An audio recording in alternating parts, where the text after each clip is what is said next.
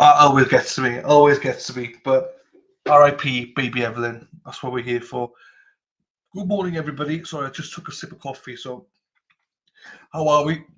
So I'm burping now because I just took a sip of coffee. How are we, people? Hopefully, this will work a little better today. Hello, Christine Fortunato. How are you, Christine? Good morning to you. Robin G. Riding through the Glen. How are you, my darling? She's not here yet, but still, good morning. Lazy Di. How are you, Lazy Di? Hope you're well, my darling. Let's fucking go. As always, Christine, hello. Deb, we missed you on the weekend, Deb. We missed you on Saturday and Friday. We've not seen you. Hope you're well, my darling. Hope you're not ill or anything like that. Hope you're doing okay out there. We missed you, Deb. Always nice to see you here. And when you're not here, we do miss you, my darling.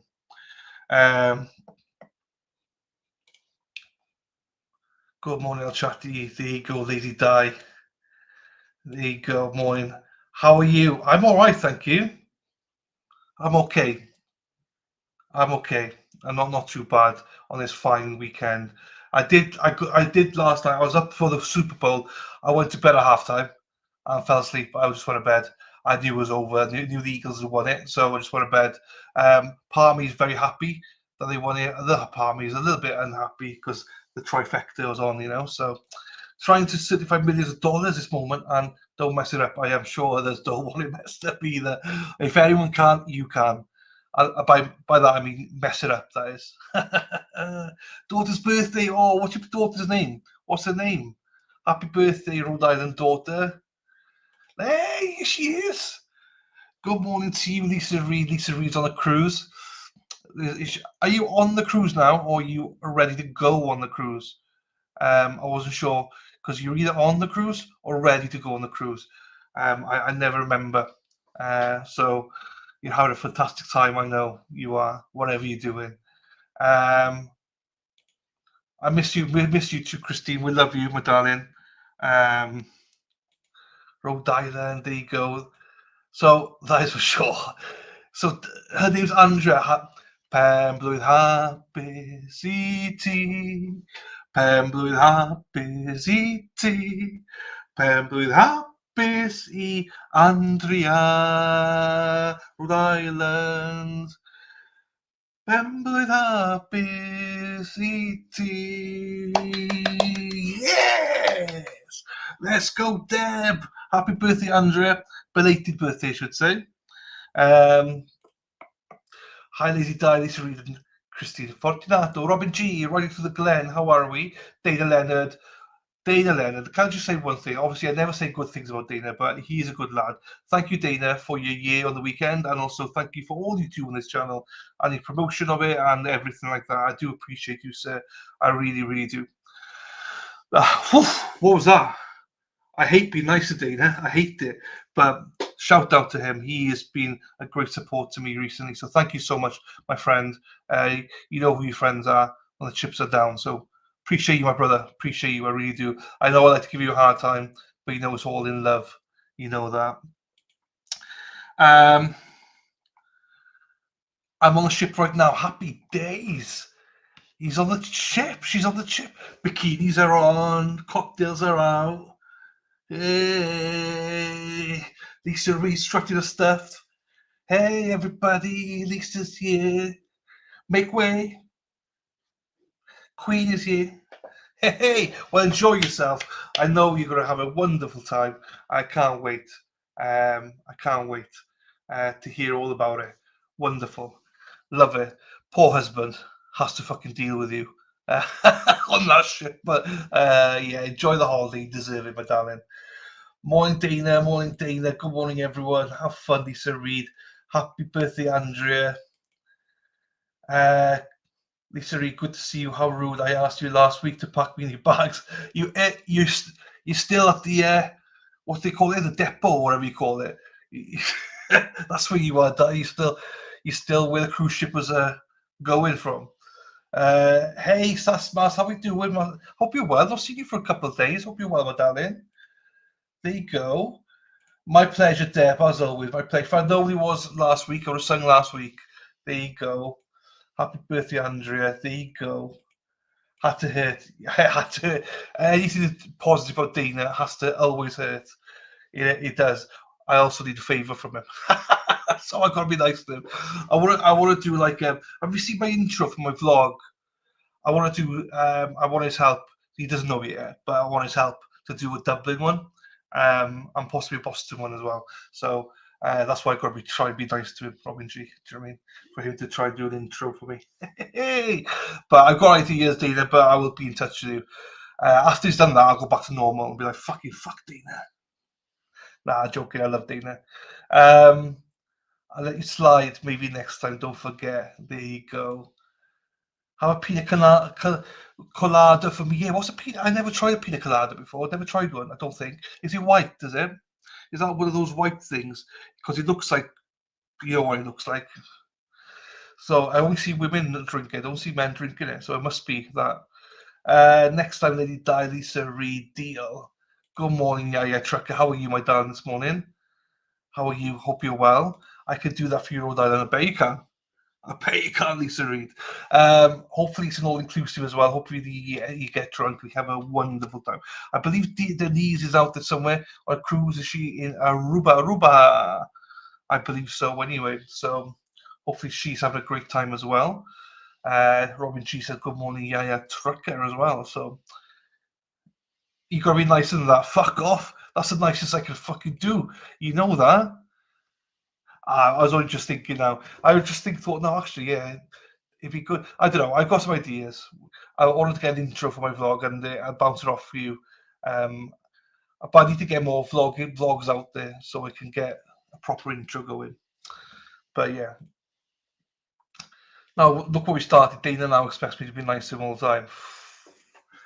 Uh-oh, we're in trouble. Well, I'm not. Dana is. Howdy, Vix. How are you, my darling? How are you? Hope you're well. Nice to see you, Vix. Logic. Over under how many sidebars and breaks are they going to have today? I don't know. Well, I got to change of plan today anyway. I've got this. We're obviously going to watch this today. At lunch break, I am not going to keep this live. I'm going to be shutting this down and redirecting you to another stream, which is my afternoon stream, which I'll then get. So if people want to stay on and just chat, they can do, but there won't be anything on screen as such. There's reasons for it. I'll talk about it in the future, but I could separate into two streams from now on for a while anyway, and then I'll do it that way. So there'll be no streams on during lunch times anymore. It'll just be directing you on the other side. And then if you can chat. If not, there's plenty of other stuff going on YouTube if you want to do that, or take a break, whatever you need. So that's what we're doing for the foreseeable future. Also, I need to start promoting my Rumble channel as well.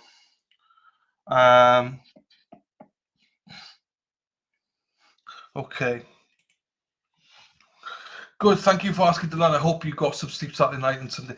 Do you know what? It was a good weekend, people. I enjoyed it. Long weekend. Long, but yeah, I did enjoy it. Yeah, I always enjoy it with you guys. It's just low energy. I can't wait for my CPAP machine, and then there'll be better energy, hopefully. And I can't hear from my left ear, which is a fucking nightmare. Unless I go like this, it pops, and then I can hear caught in. So yeah, we got that. I say last night I went to bed at half time because I knew they'd won, so I thought, well, there's no point staying up. Hey Vex, Robin G, good morning to you also from your Trucker. Vix Logic, hello. Yeah. Let's get ready. Let's get ready to rumble. Sean Doherty. Psych. Let's get ready to rumble. Let's get ready to rumble. Let's get ready to rumble. Let's get ready to rumble. Bum bum ba bum ba bum bum ba bum ba. Ready to rumble. Let's get ready to rumble. Psych. Hello, Sean Doherty. How are you, sir? Hope you're well as well out there in Boston. Hope you're doing well, my friend. Yeah, your Trucker, Rhode Island's on fire. Hi, Sean. Hello, Rhode Island lady. First people we met at the hotel in Miami with a Rhode Island were from Rhode Island, Deb. First people, were they nice people or were they a bit riffraff? Do you know what I mean? No, Rhode Island people are lovely, I think. I've only got Deb to gauge her off, so I feel she's lovely. You too, my friend. Happy days to you, Sean. Um, let's do this then. What else have we got on here? Robin G, riding through the glen. Robin G, chasing all the men. All the men can never find. Robin G's, Robin G's, Robin G spot.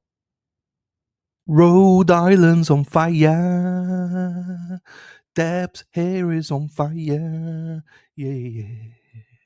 Erin Hattree drives the bus, yellow bus, yellow bus. Erin Hattree drives the bus all day long. Sarah P, Sarah P, Sarah P, P, P, P, P, Sarah P, Sarah P, Sarah P is lovely. Sweet Lisa Reed. I love cruises.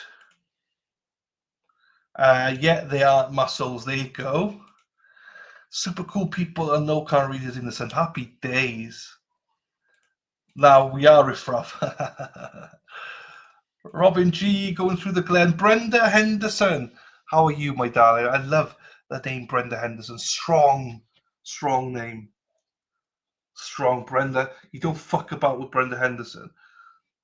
You know, you just like, who's with you? Brenda Henderson. Oh, fuck. Okay, I won't mess with you. I love it. How are you doing, my darling? Nice to see you as always. Yeah, Lisa Reed, I always talk about the case. See? We all love the case. Hi, Brenda. So, also tonight, we got all these dive bar pizzas going on. So wherever, I don't even know where they are.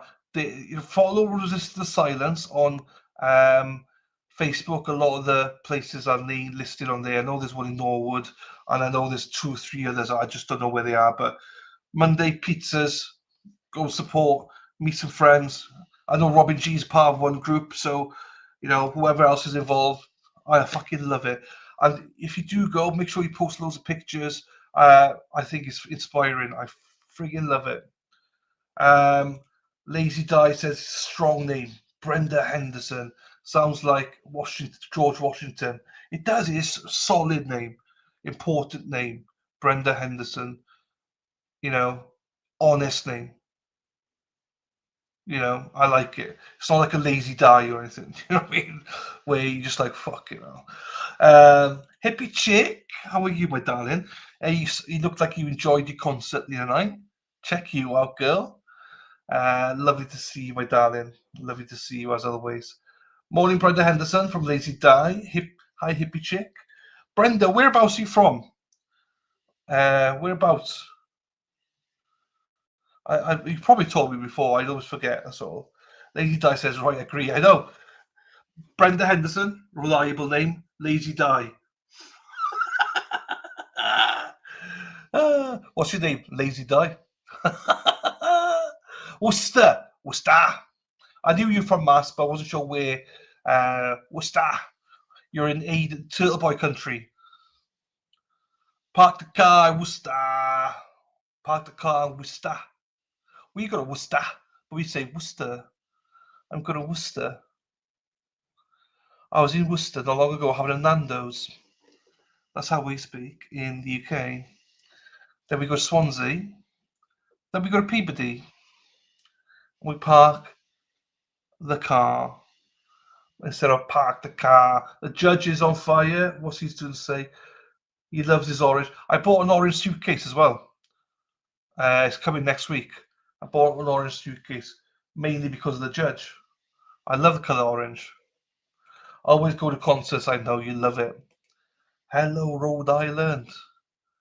Just remember, Rhode Island's on fire. This case is on fire. Yeah. Court is on mute, not me, people. So don't worry. The court is on mute, not me. So let's get ready to rumble. Let's get ready to rumble. Ready and steady to rumble. Everybody rumble. Ba, ba, ba, ba, ba, ba, ba, ba, ba, ba. Ready and steady to rumble. Everybody rumble. Boom, boom, boom, boom, boom, boom. I'm just trying to sing a song so Lisa Reed's on the deck singing Let's Get Ready to Rumble.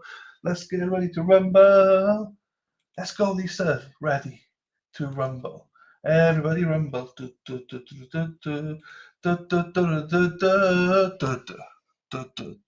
Right, let's get a picture up here. I got a picture here. Hang on, people. Let's get up here. This is one of our favourite people here. Rhode Island's on fire. Deb's hair is on fire. Yeah. Here she is. This is Rhode Island lady, aka Deb. All eyes on Norfolk County. The world is watching. And there she is in a framed t-shirt. Happy days. There you go. Thank you, Deb, for that. Did I miss the medical examiner? We've had somebody up there. I don't remember now, to be honest with you. No, I don't think you have, no. Hippie chick, she's on the deck. You just heard on the road. Rhode Island's on fire. She's on the deck, pina colada, swinging it, going, Sarah P, Sarah P, Sarah P, P, P, P, P, Sarah P, Sarah P, Sarah P is lovely. Her husband be like, Lisa, fucking sit down, girl. Sit down. She's on deck doing the limbo. So there you go, Deb. I love that photo. Thank you, my darling, for that. Loves it. Where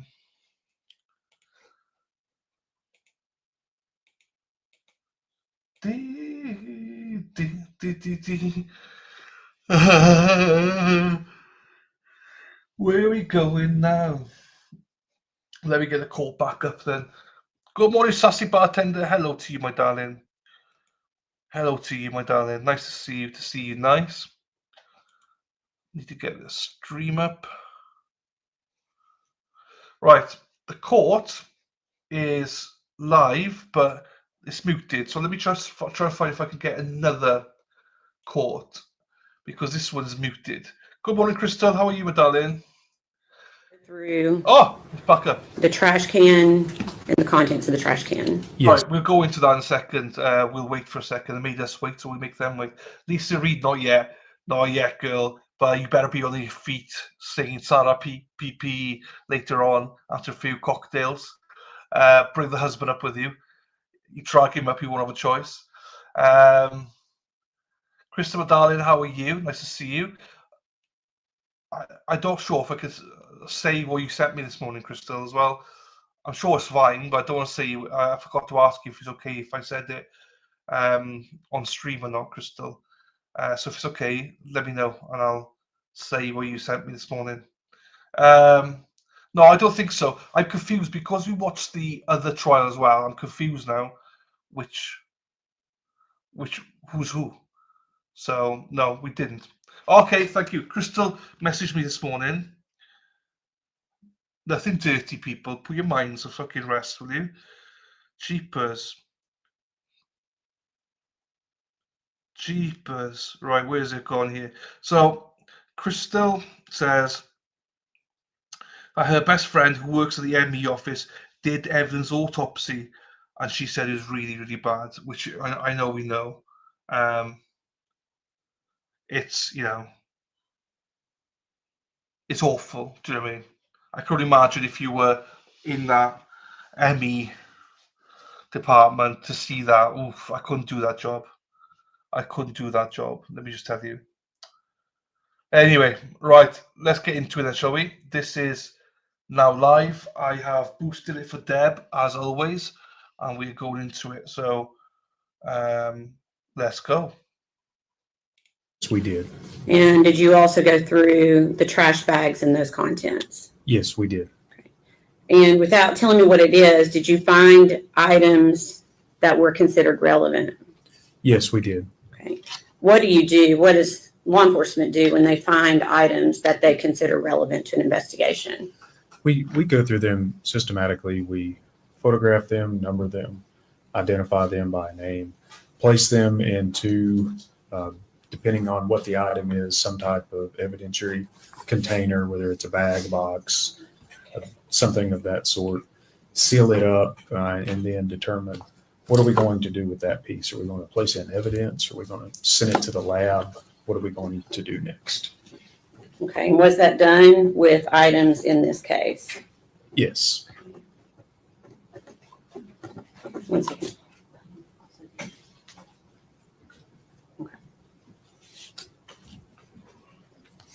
And before we get into the actual evidence itself, was a determination made to send some of those items to the Tennessee Bureau of Investigation lab for analysis? Yes, we determined to send some things to the lab. Okay.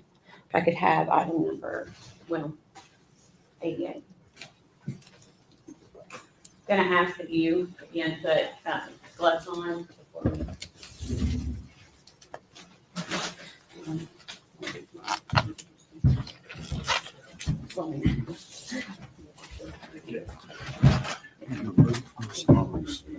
Put yourself between this and put on that side.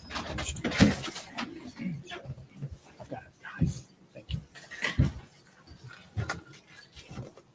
You ready? I'm ready. Okay, if you could just carefully open that item that's been passed to you.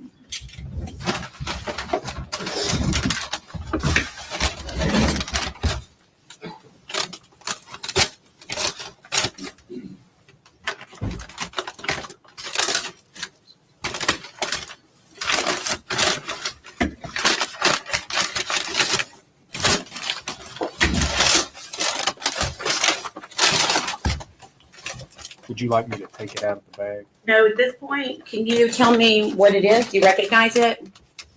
Yes, I recognize it. What is it? It is the trash can that was recovered at Muddy Creek. Okay, and I'm asking you to speak a little bit closer into that microphone so we can catch it for the court reporter. Want me to answer again? Yeah, if you can answer again. This is the trash can we found that night at Muddy Creek. Okay, and is that the actual trash can that was found that night? Yes. Okay. We'd ask that be made exhibit number 196.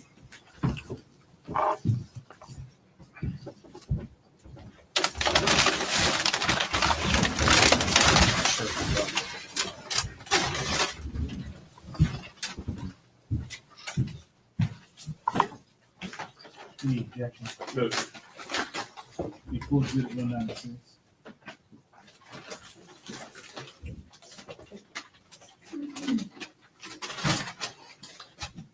Permission to publish to the jury, Your Honor. Agent Gratz, I'm going to let you now take it out and show the jury.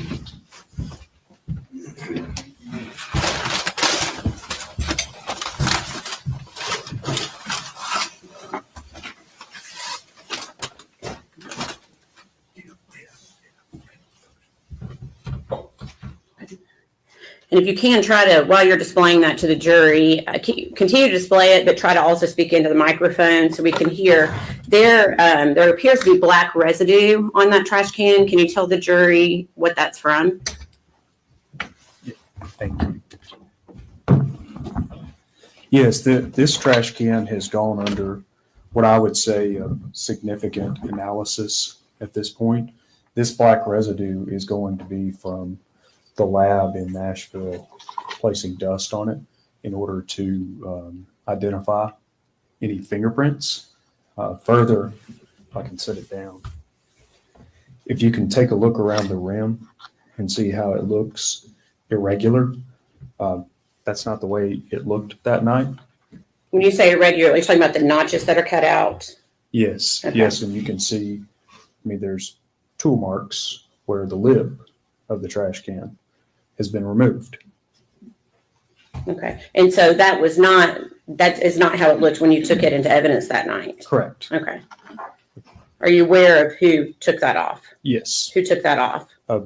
David Hoover at the Tennessee Bureau of Investigation lab in Nashville.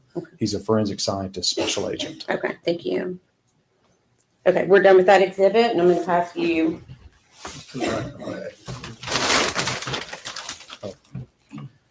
The lid's down.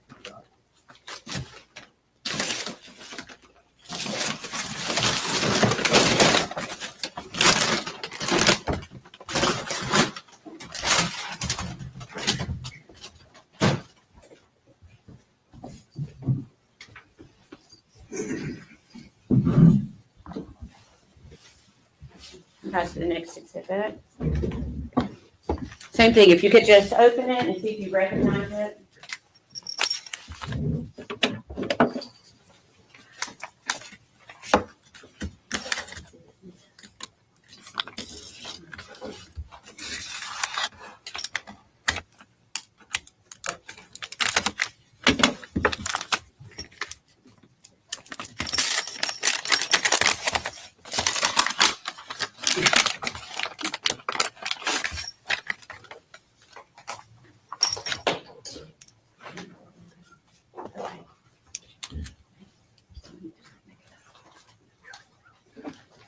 Okay, do you recognize that item? Yes, I recognize this. Okay, and what is it?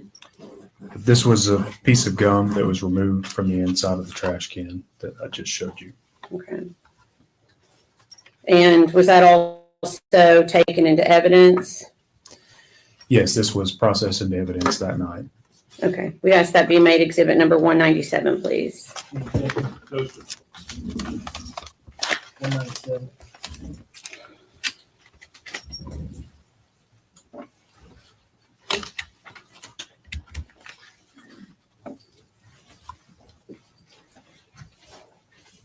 And permission to publish, Your Honor. Yes.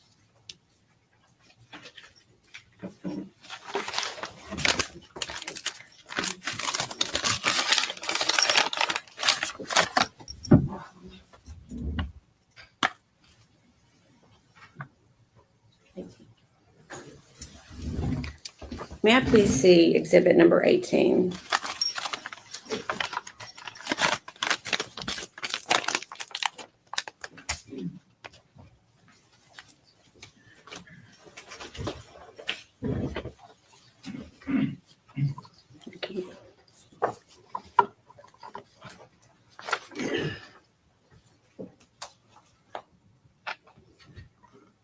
Okay.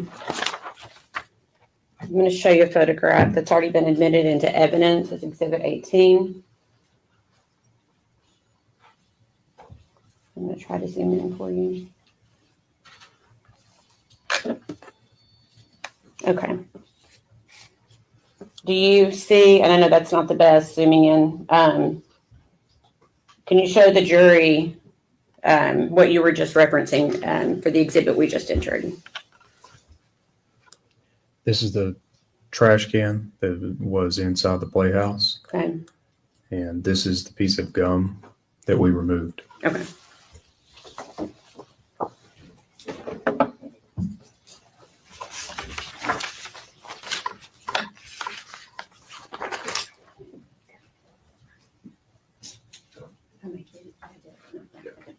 Pass to the next.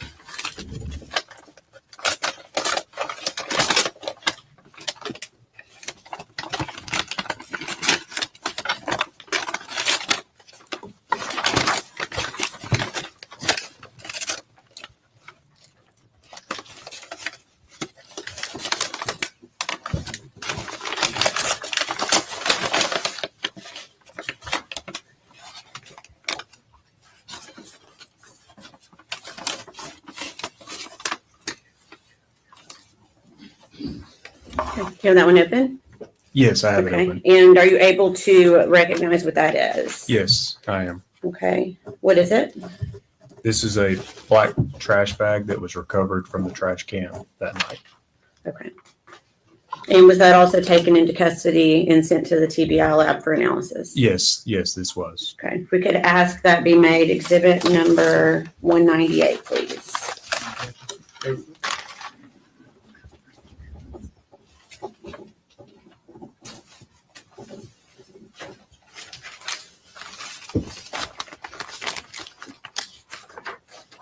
Can I have number from 18 one more time? Sorry. Permission to publish to the jury, Your Honor. You could just take it out, and you may want to stand up and show it to the jury so everyone can see it.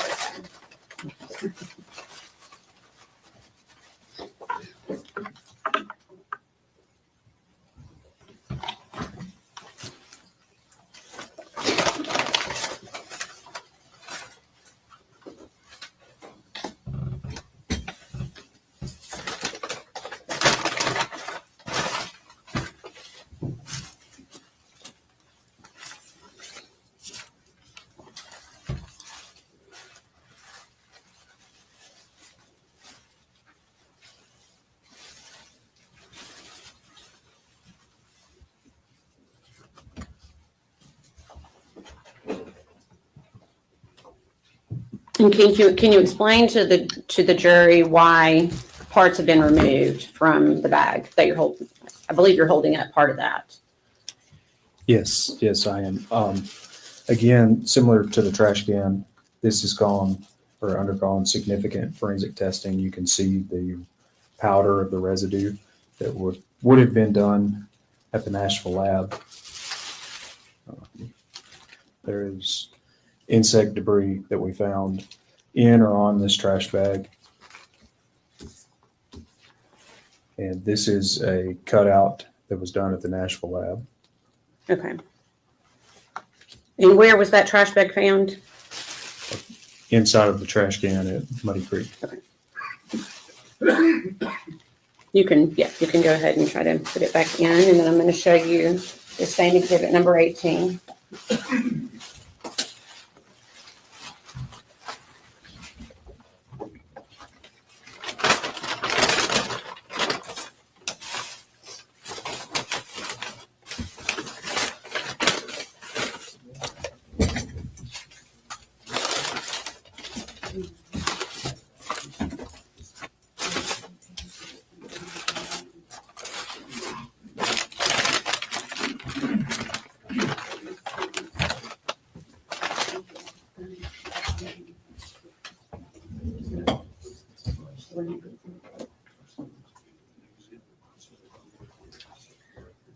Okay.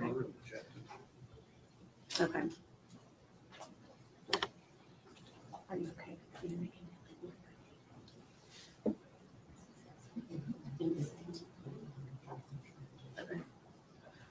Now, the defense wants us to make, and we are not opposed to this, making the insect debris its own exhibit.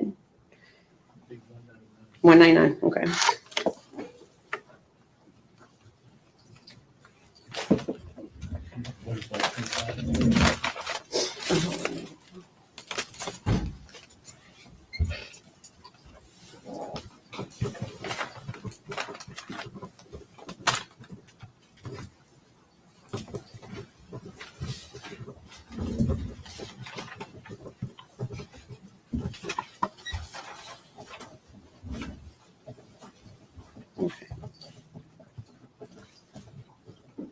Okay, so back to exhibit number, what's been previously marked as exhibit 18.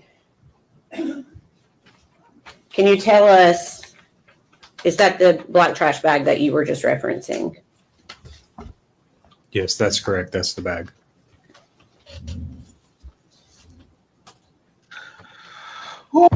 That's hard. Hello, Megan. Welcome to the channel. I think you've been here before. I remember the half bit, but hello to you, my darling. Nice to see you. Daughter of Crystal. Anybody related to Crystal is more than welcome here. Well, anyone's welcome. We're a bit crazy. Speak for yourself, Crystal. Oh, how are you? Oh,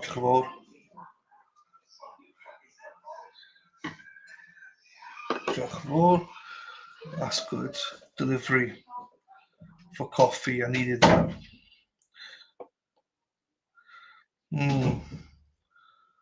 Right, let's get back into this. Oh, Megan, there you go. Megan, do not, I repeat, do not let the land corrupt you. This is the first time you hear that. I think she was here a couple of days ago. Hang on, I could check. I think you're here because you asked about death penalty, Megan. You hear day one.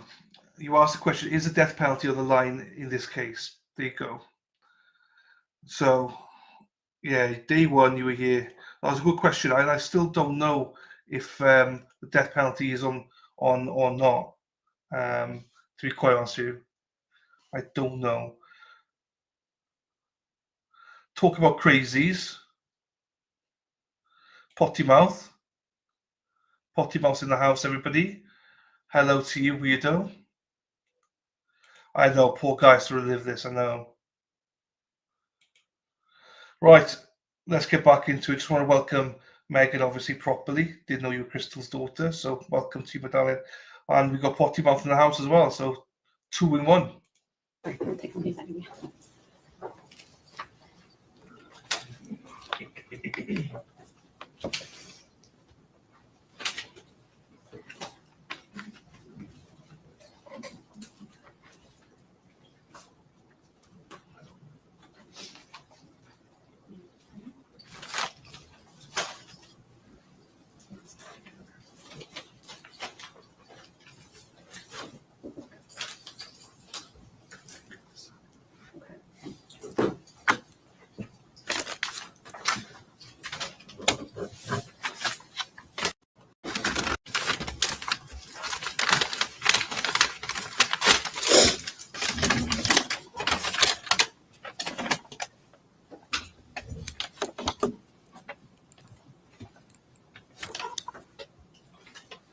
Okay, sorry. Do you have that open?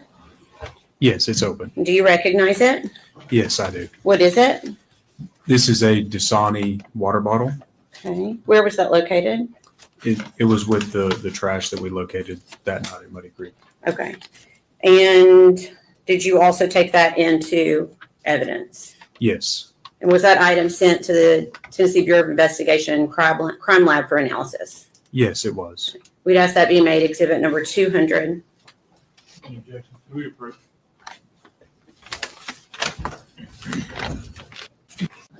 Found.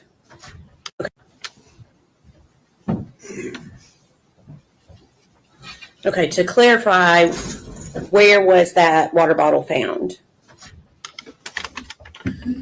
I don't remember if this was found in the trash can or in the bags that were with the trash can. Okay. Just 1 minute.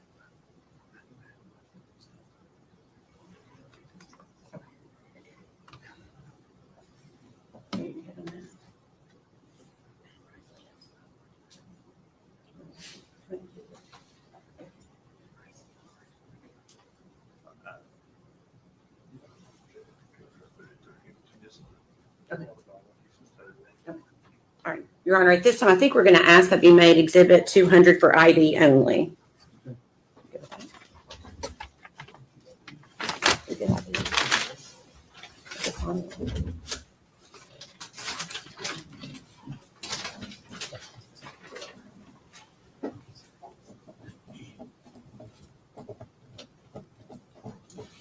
Okay. If you could pass that to the clerk, please. What's the next? 1 minute.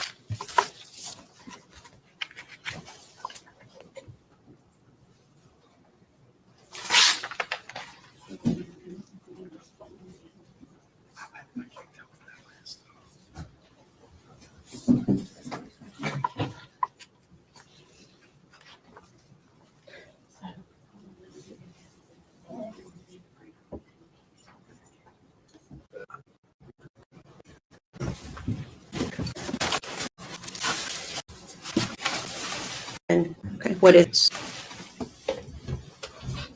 okay, you got that open? Yes. Okay, are you able to identify what it is? Yes, I am. Okay, what is it? In this bag here, it has sheets of aluminum foil. It Okay, has some sheets that are by themselves, and there's a box where I have placed some sheets inside this box at a later time. okay. And where was that aluminum foil recovered? It was inside the trash can around the victim's head. Okay.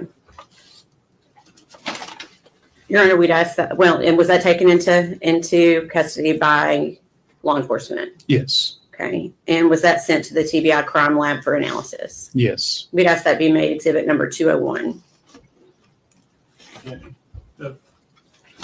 Before this, now, there's a bag and box.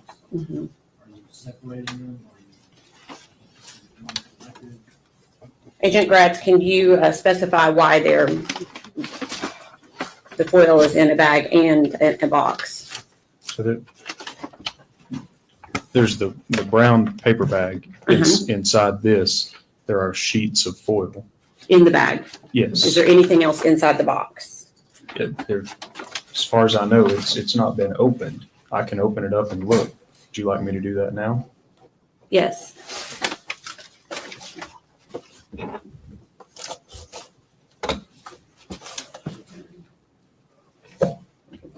Yes, there is something inside this box. Okay, so that bag, let me clarify, that bag was not inside the box? The bag of aluminum foil? I passed you a box, Yes, okay? You opened it, what was inside the box? there are sheets of aluminum foil in here Okay. in addition to this box. Oh, that's a separate box. I see. Yes. Okay. So for now, we just ask that the aluminum foil be made exhibit number 201 that was inside the bigger box.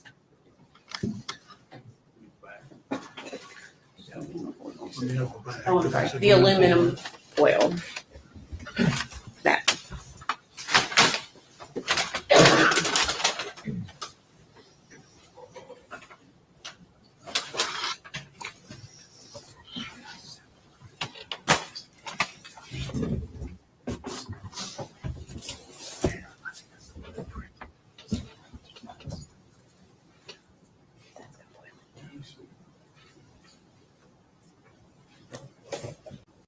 Okay, before we get to the small white box, could we have permission to publish exhibit number 201?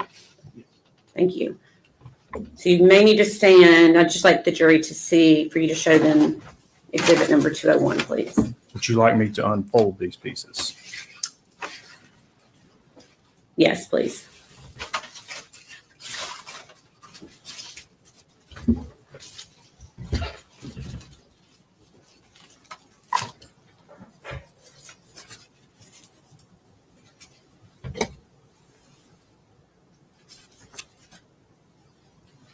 Agent Gratz, was it flat and folded like that when you removed the item from the victim? No, if you can remember from the photographs, part of this was formed around Evelyn's head, and part of this was sort of still stretched out. At a later day, we pulled it all out to do the measurements and the photographs that you also saw on Saturday. And then I folded it back up for evidentiary processing purposes. Okay.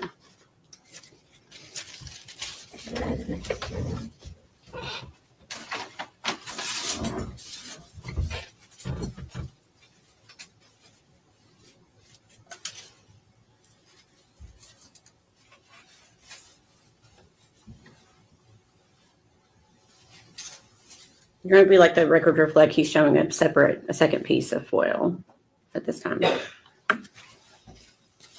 All within that same bag. Mm-hmm. Yes.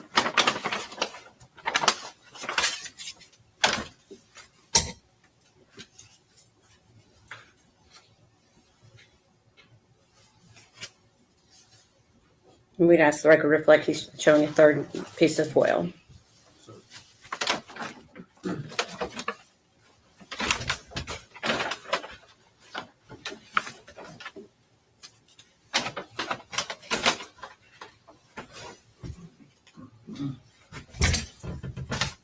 These are various pieces that are essentially caked together.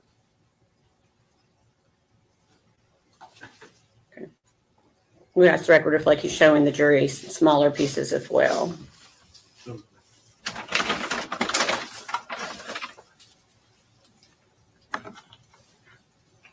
This is another piece that's wadded up with material. You'll have to speak up for the microphone. Sorry. This is another piece that's wadded up that has some material on it. Material, what do you mean? This is going to be a combination of human decomposition as well as trash that was in the trash can.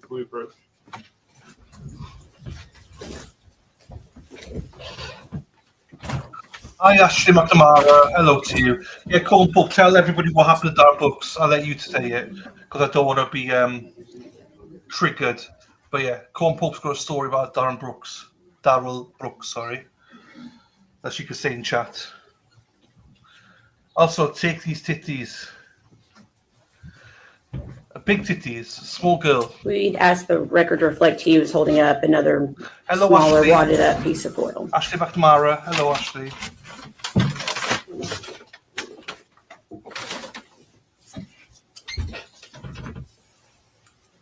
This is another small piece of foil.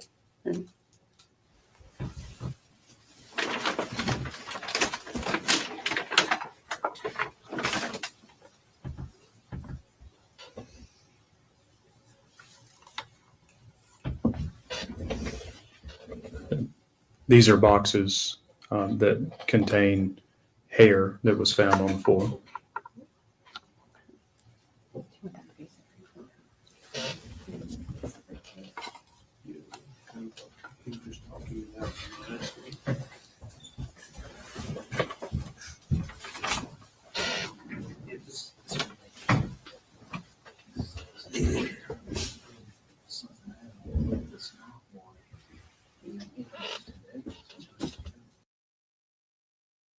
Severe beating and R8, as Colin says, for Darren Brooks. So, just as some would say. Objection from Heather Taylor. Objection, Heather Titties, as we now call her, potty mouth. Thanks to Robin G.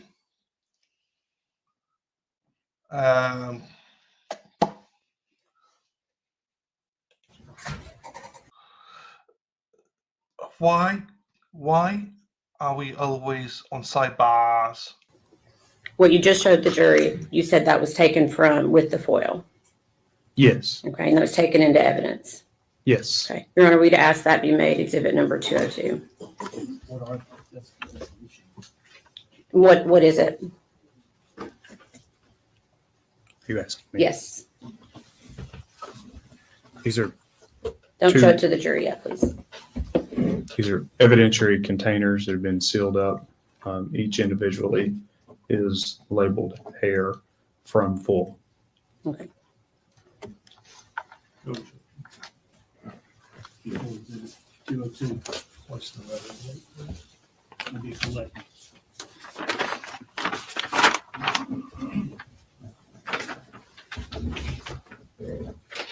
Okay. If I could have exhibit 201 passed back to the clerk.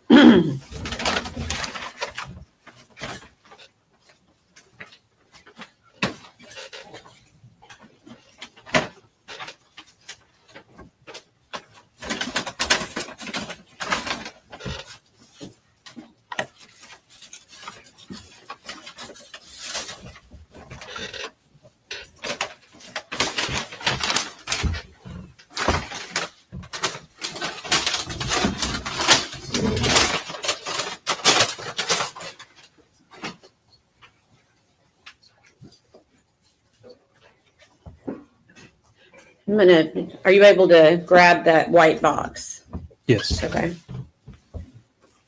I'm going to ask that you open it and see if you're, without showing it to the jury, and see if you can identify what is inside.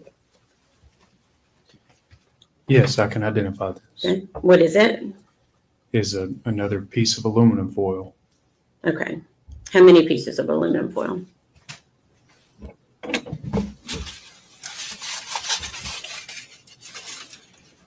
This is one piece. Okay, If I open it up, it may break apart right. because it was sort of fragile or not a solid sheet by the Okay, way we recovered it. okay, But it is one sheet. okay. And where was that recovered from? This was around the head of the victim, Evelyn, inside of the trash can recovered at Muddy Creek. Okay. And are there markings on that foil that were not performed by law enforcement? There are markings on here that would have been done at the lab. Okay. So that was sent to the TBI lab for analysis? Yes. Okay.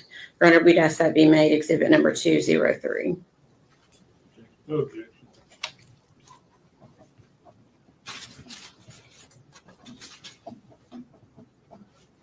Full exhibit 203.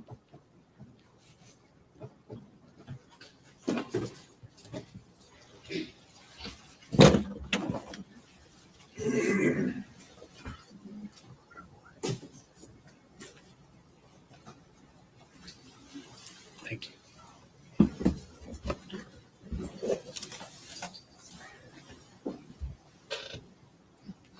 Your Honor, permission to publish?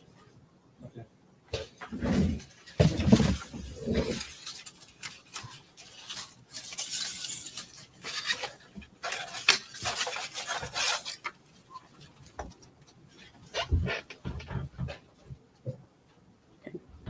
All right, thank you.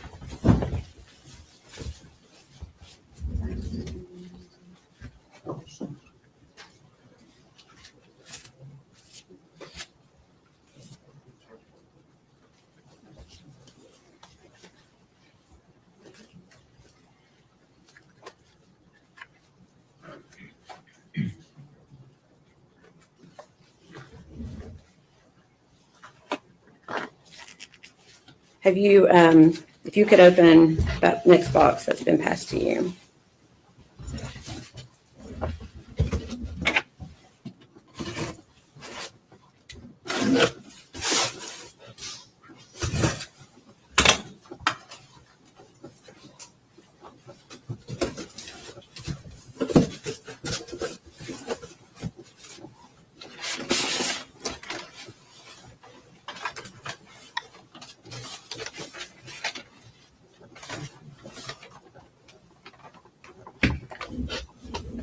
Okay, Okay, I have it open. okay. Are you able to identify that?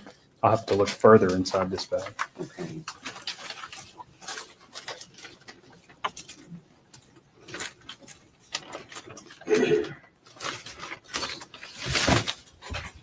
Yes, I can Okay. identify this. Okay. You said, yes, you can. Yes. Okay. What is it?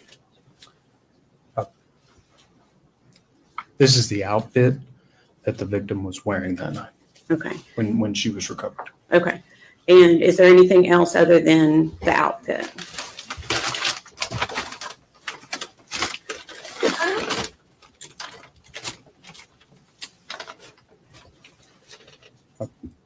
I've made one fold over and there's some insect debris inside the bag. Okay.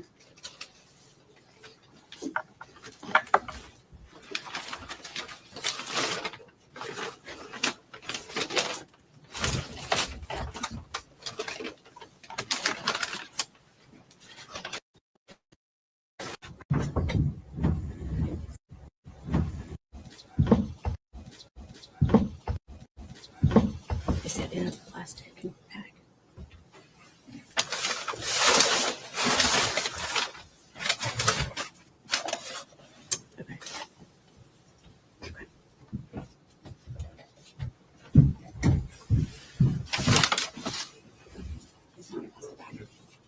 May we approach? So, sidebar. Is it Matthew Farwell? I spelled it wrong.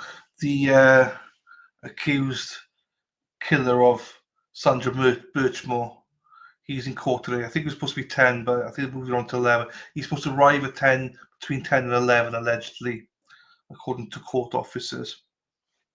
But yeah, he allegedly unalived Sandra Birchmore and her baby.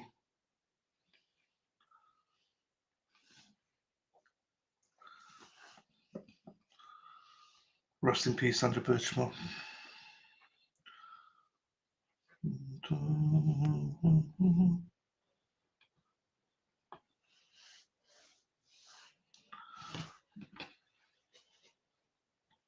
Keith. How are you, Keith? Nice to see you, sir. Nice to see you. To see you nice.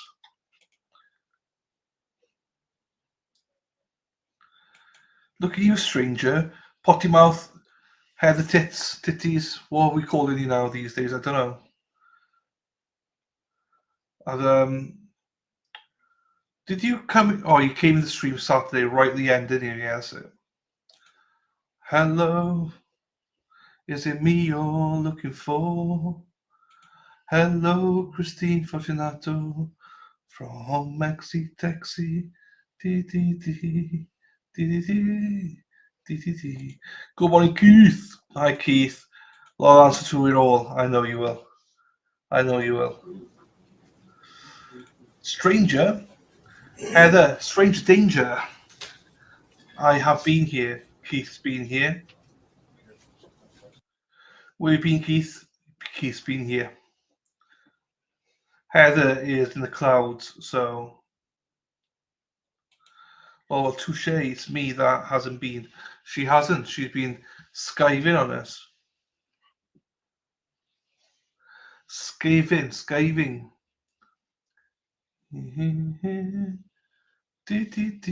All right, come on. Allegedly, I can see here there's a missing piece of evidence here that I think should be in the bag, but it's not in the bag. So they either misplaced it or it's in another bag somewhere. Interesting.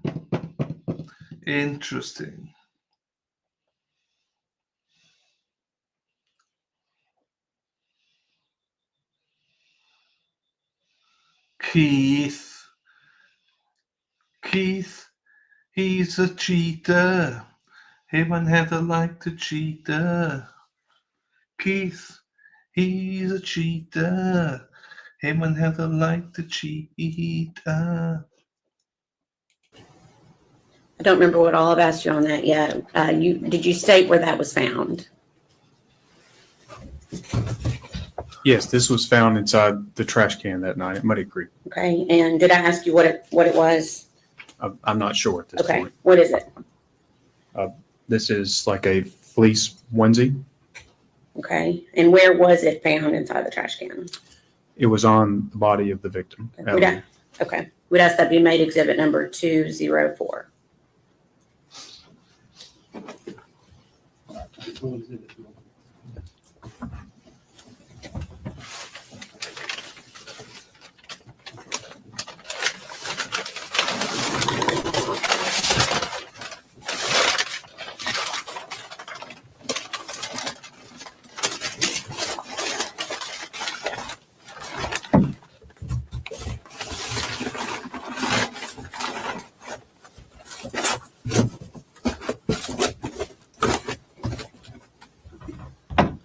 Well, I'm sorry, we're going to ask for permission to publish it. Be very careful. Be very careful. Try to leave it maybe on the butcher paper if you can.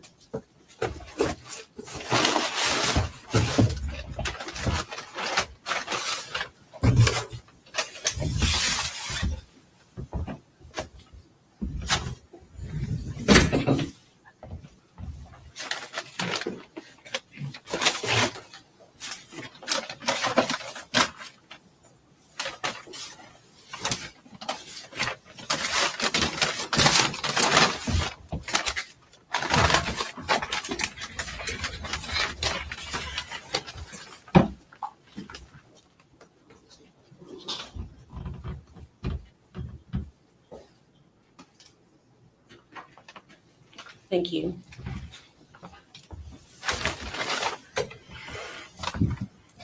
Do you want me to fold it back up? Yes, please. And try to maybe seal it back up into the box if you can, the best that you can after we fold it back up.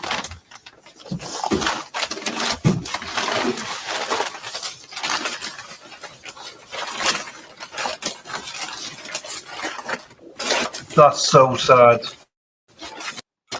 That's so sad. Wow.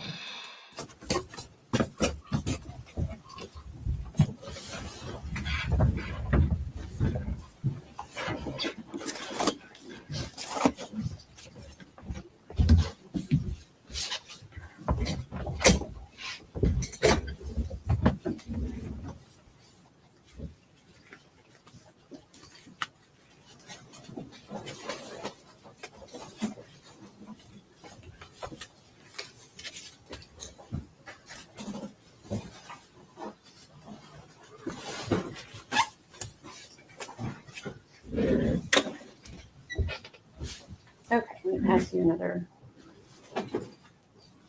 item.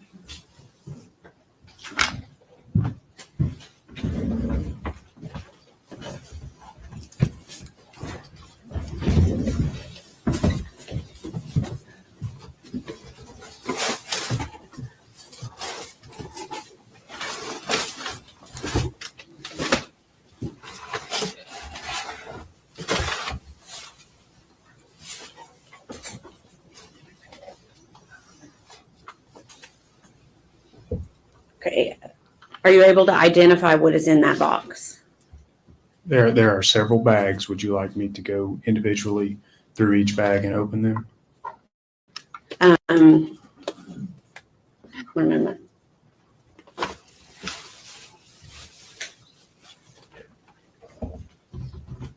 Do you see the bag that may contain a blanket? Yes. Okay, could you look at that bag, please?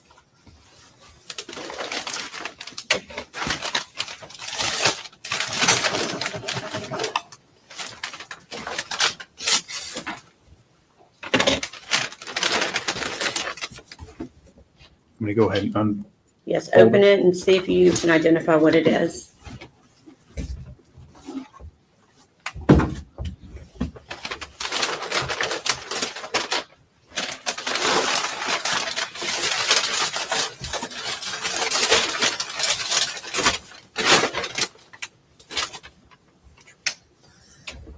I have it partially open and I can identify it. Okay, what is it?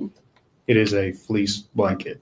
Okay, any other descriptive things that you can reference about that blanket? What does it look like? So it's gray and white and has a like a running pattern through it.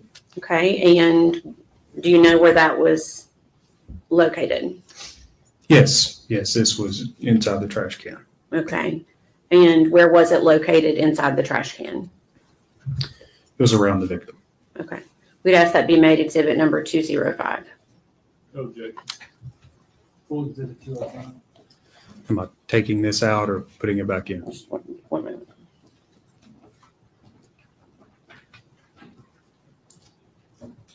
Permission to publish, Your Honor? Go ahead.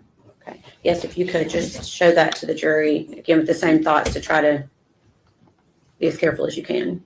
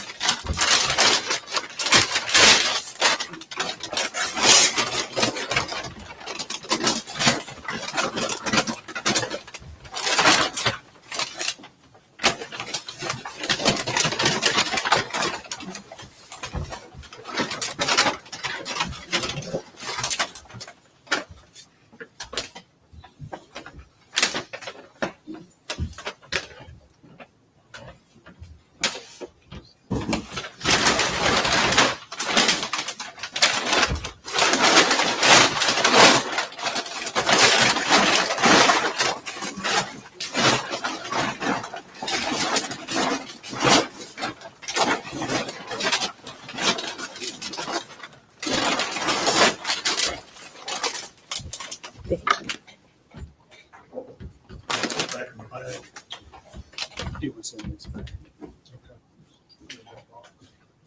Is there anything else in it?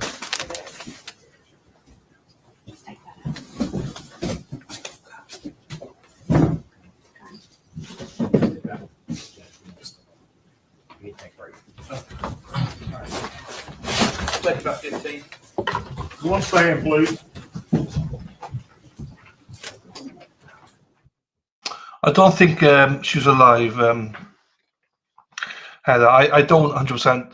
I think this is all working out what actually happened. I think she says that she rolled over the baby and that's how everything died. But then we don't 100% know. The medical examiner will be coming on. So we just know she was found in a trash can. She was shoved down there.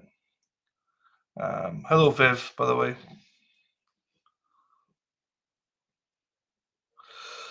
So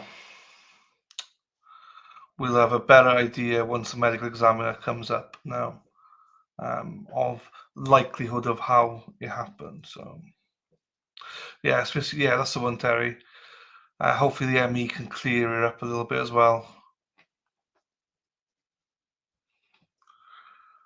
Ooh.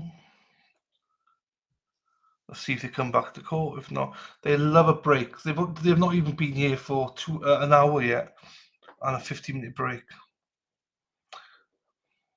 I wonder, is this trial going on for 3 weeks because of how slow it is, or are we behind now? Like, I don't know if we're on schedule or not.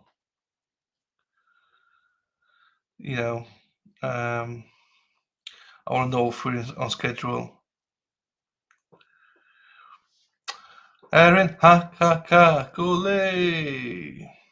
Hello. Beautiful and proper. How are you, my darling? The most important question is, how are you feeling? Oh, how are you? How are you feeling? That's the question.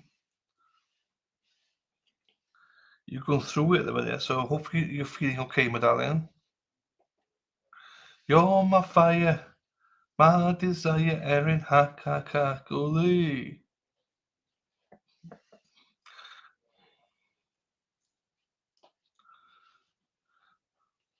You'd get behind anything, Heather, you would. You'd get behind anything.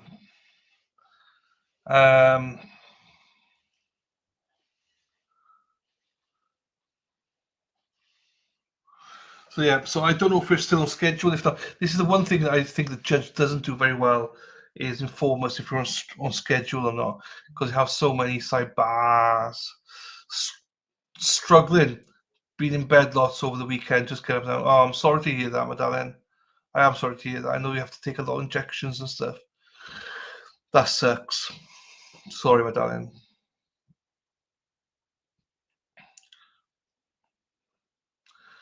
Erin Hack, hello to everyone. Also, I'm just listening today. I have to work. That means she's in another stream watching something else. Erin Hack's work is having like 20 streams open and listening to another stream. That's what her work means. She's literally got 20 chats going.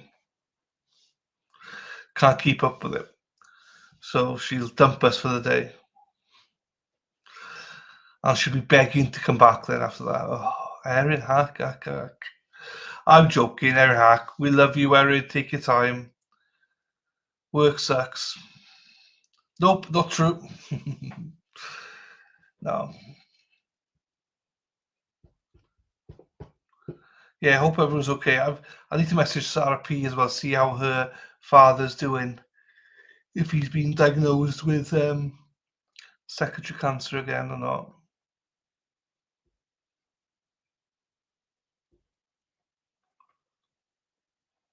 So yeah. My iPad keeps changing road to Rhodesia. Just put Deb in. Her name's Deb. Rhode Island lady is called Deb. Just put Deb in. It's easier. Being a multitasker is hard work. I can't multitask. I don't know how you guys cheat all the time. I have no idea how you women do it. You cheat. I don't know how you do it with multiple tabs open. I struggle just one tab open. Fair play to you though. You're good at it. Me and Keith are struggling just to have one tab open, and Dana struggles to have one tab open. I cannot do it. No, I can't either. I haven't got the capacity to concentrate. Cheating is just a way of life. Story time by Erin Hack. What story are you doing, Erin? Cheating is just a way of life.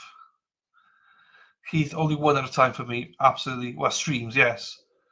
Hey, Keith, the streams, yeah. So here we go. This is probably, I would say, probably the saddest trial we've covered.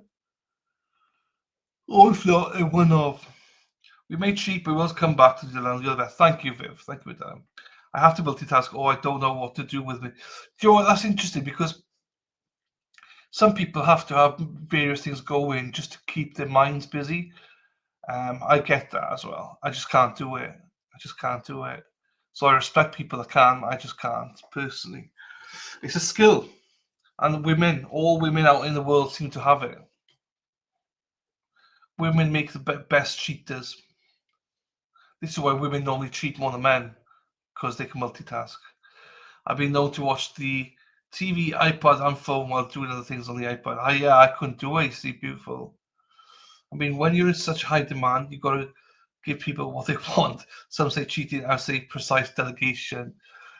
You've got so many chats to keep going because without you, it's like, where's Heather? We need some potty mouth in chat. You guys see the Karen Reid interview in Boston? Yeah. So there's another one coming out tonight, is it? Or this afternoon? It was 3 interviews, and I think they're coming out. That was the first of 3, I think. I think I'm ADD. I go for a test to see. It's life-changing if you have a test. I had a test about various things, and I scored the maximum score allowed for OCD. You can't get higher. They were like, fuck, we never met anybody that's scored maximum before. Hello, it's me. Is it me you're looking for? So I got the fucking highest OCD you can ever think of. So imagine that. Yeah, other things that fucked up on, but that's the biggest thing. Ugh. Yes, we do. Erin Hack, not the hyper part because I can't sit my ass on the couch all day long. I know. Keith, lol. ADHD peeps are all stars with a cheating day, I say, and defeated. I think most people here have got ADHD or something similar, or if they don't think they have it, then they haven't been tested before. You can't be in this chat without having something like ADHD, something. Everybody here has something. I'm definitely on spectrum. Not sure if my anxiety will allow me to take the test. You should. It's a life changer. Beautifully appropriate. It's a life changer. You should. I know it's easy for me to say. I've done it. And it's a life changer because it's a aha moment. That's why I'm the way I am. That's why. Because you can, not to put you in a category, but it makes you understand some stuff about yourself. Night, Viv. No worries, Vivi. Catch you later, my darling. Never diagnosed with anything, Keith. Come here, buddy. Keith, if you went for a test, you're fucked, mate. You're fucked. Hey, but Jake, we all have something wrong with us. That's for sure. Definitely. You wouldn't be here otherwise. You wouldn't be here otherwise. So I know beautiful and proper. I know it's a scary thing, but honestly, it's life changing. It can be life changing to know exactly where you are because it's helpful. It's helpful because there's a lot of like-minded people out there. So, and you definitely have something because you're drawn into this chat, which means there's something, And anyone who doesn't think they got some sort of form of ADHD or OCD or something, yeah, you fool yourself if you haven't got anything. You definitely have something because you can't be in this chat. Because like I sing, I dance, I do all sorts of things, and yeah, it's up and down a little bit. We're quiet time, then it's a little bit manic.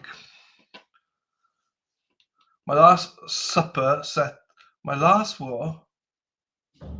My last soup set a meeting with me, and first question out of my mouth was, Heather, have you officially been diagnosed with ADHD yet? Never even thought of it prior to her asking me. No, I know. I'm not abandoning, I'm dedicated to the ones I love. No, it's fine. It's 1 a.m. Viv. Fucking hell. I would be in bed if I were you.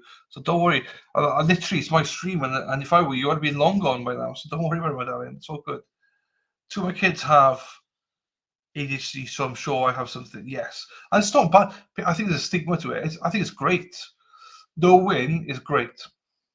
I think knowing the fact that you might have something is brilliant. Because don't box yourself. You're just normal. It doesn't matter what you have. You're still a normal person. Just, you know, it might better understand why you are the way you are. I am what I am. I am what I am. Viv, you mean? Viv, yeah. Soup equals supervisor. Ah, okay. I've got you now. I got you now. I got you this morning. Live court is on a short break. I think it usually runs through my family like Usain Bolt. Let's go. I think 10 years ago, even more than that, there was such a stigma behind everything. Now it's just, there's nothing. I think, yeah, I generally think that I'm on medication because of it. You know, it helps me balance out. You know, without that, I'd be fucked. Do you know what I mean? So it helps. And if you can get medicated if you need it, then you know, so be it. I was always against that, but now I'm happy that I just still haven't found the right medicine for me yet. That's all. That's the only thing I need to do with me. Hot mama in the house. Josie, I'm moved to. They aren't as lovely. Fuck around and find out. I'm joking, they're lovely. Josie, oh Josie, oh Josie. Josie, what have we got? We got what's his name? Your wide receiver. He's bye baby, say goodbye. What's his name? Debo Samuel, is it? He's looking for a trade somewhere, is he? Oh no. Oh no. And that was it last night. Debo Samuel, there you go. Last night, Super Bowl. No football now for, well, not meaningful football now until college football in August, September. No NFL until, I know there's preseason games, but they're not meaningful until the beginning of September. Gee, what are we going to do, people? What are we going to do? 3, 4, 5, 6, 7. 7 months. We got the draft, though. We got the draft to keep us going, yeah? We got the draft. And well, once I get my Patriots gear, I will officially be a Patriots fan. So,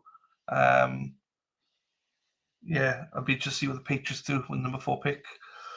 Da, da, da, da, da, da, da, da. Super Bowl was great. Yeah, I went to bed at halftime. Beautiful and appropriate. I went to bed at halftime. I was just like, well, game's done. Bye bye, baby. Oh, say goodbye. So I went to bed. I've not watched the second half. I just knew it was done. So might as well go to bed. No point staying up for it. Now, Bruins and Celtics time. So yeah, I do follow it. I follow Celtics via Dave Portnoy when he tweets about it and stuff. Bruins, yeah, spitting chicklets. So I keep a little bit of an eye on it from there. But yeah, I do need to go into that. Yeah. Unfortunately, when I come out to Boston, those things won't be playing. Unfortunately, so I miss it. I'd love to go to a Bruins game. Look, you miss Kendrick. Who's Kendrick? Or wasn't Kendrick not supposed to do Not Like Us was in his ass, get his pseudo now over him. I ended up watching the whole damn game. Oh, I could never. Not that game was done. Kendrick Lamar, never heard of him. Never heard of him.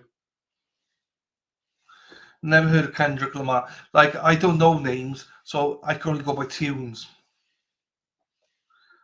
Halftime show was trash, Keith says. Kendrick Lamar, no, never heard of him. What is he, a man, woman? Let me just go here. Oh, Josie, she's going.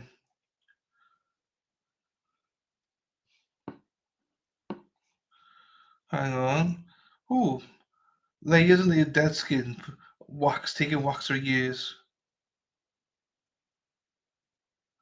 Right, let me. What's his name? Kendrick, what? Kendrick, no, I don't know who he is. Kendrick Lamar? Um,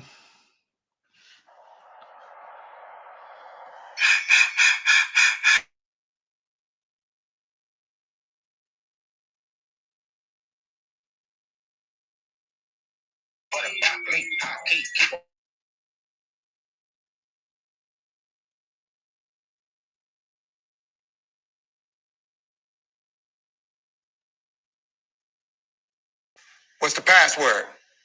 I see dead people.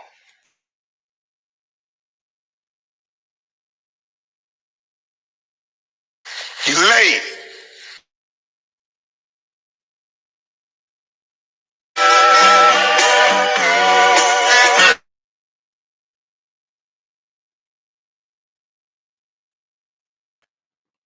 yeah, never heard of him. Never heard of him. I've heard of Drake, but I don't really know who Drake is either. I've heard of the name though, Drake. Eminem, I've heard of him. I know who Eminem is. He's supposed to destroy lions. I know who he is. That's my era. Oh, that was just like a couple of seconds though. That can't be. No way. That was like Josie. That was like 2 seconds. No way am I getting for that hit for that. No way. That's why I paused it as well and put it back up. Do you know what I mean? Hopefully not. Kendrick is a 22 Grammy Award winner. 22. I don't even know Grammy Award. Oh, it's a Grammy Award with those fake awards like music stuff. You just give them to anybody these days. Eminem did support Kendrick with that song he was supposed to sing. Ooh, you can recognize that song anywhere. I bet I don't get hit. I'm confident I won't get hit on that one. Did Kendrick take the copyright off for Not Like Us? Don't know. Lol. New clip on interview Karen on X for tonight. There you go. There's tonight is the night for Karen. Take 2. So there's take 2 for Karen on tonight then. Fake awards. Beyonce won a country award. What? Beyonce's not country, is she? Grammys are the highest music awards. It's so many awards though. I don't know what these.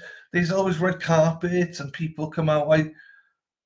I've heard of the Grammys, but I don't really know what it is. Is it just music, or is it films as well? Is it?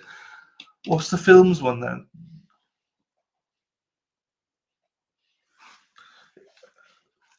Anyone know when they're releasing the next? Boston 25. They're all on Boston 25, Keith. Tonight, I think tonight is when they release them. The one last night was obviously on Boston 25. I think it's not been. I think it's today, as in this afternoon, this evening. Beyonce got an award for her worst work. Hang on.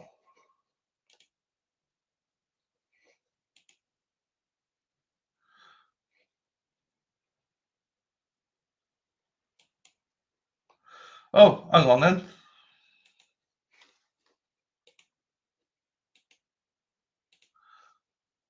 Need somebody with another. It just popped up now. Hang on.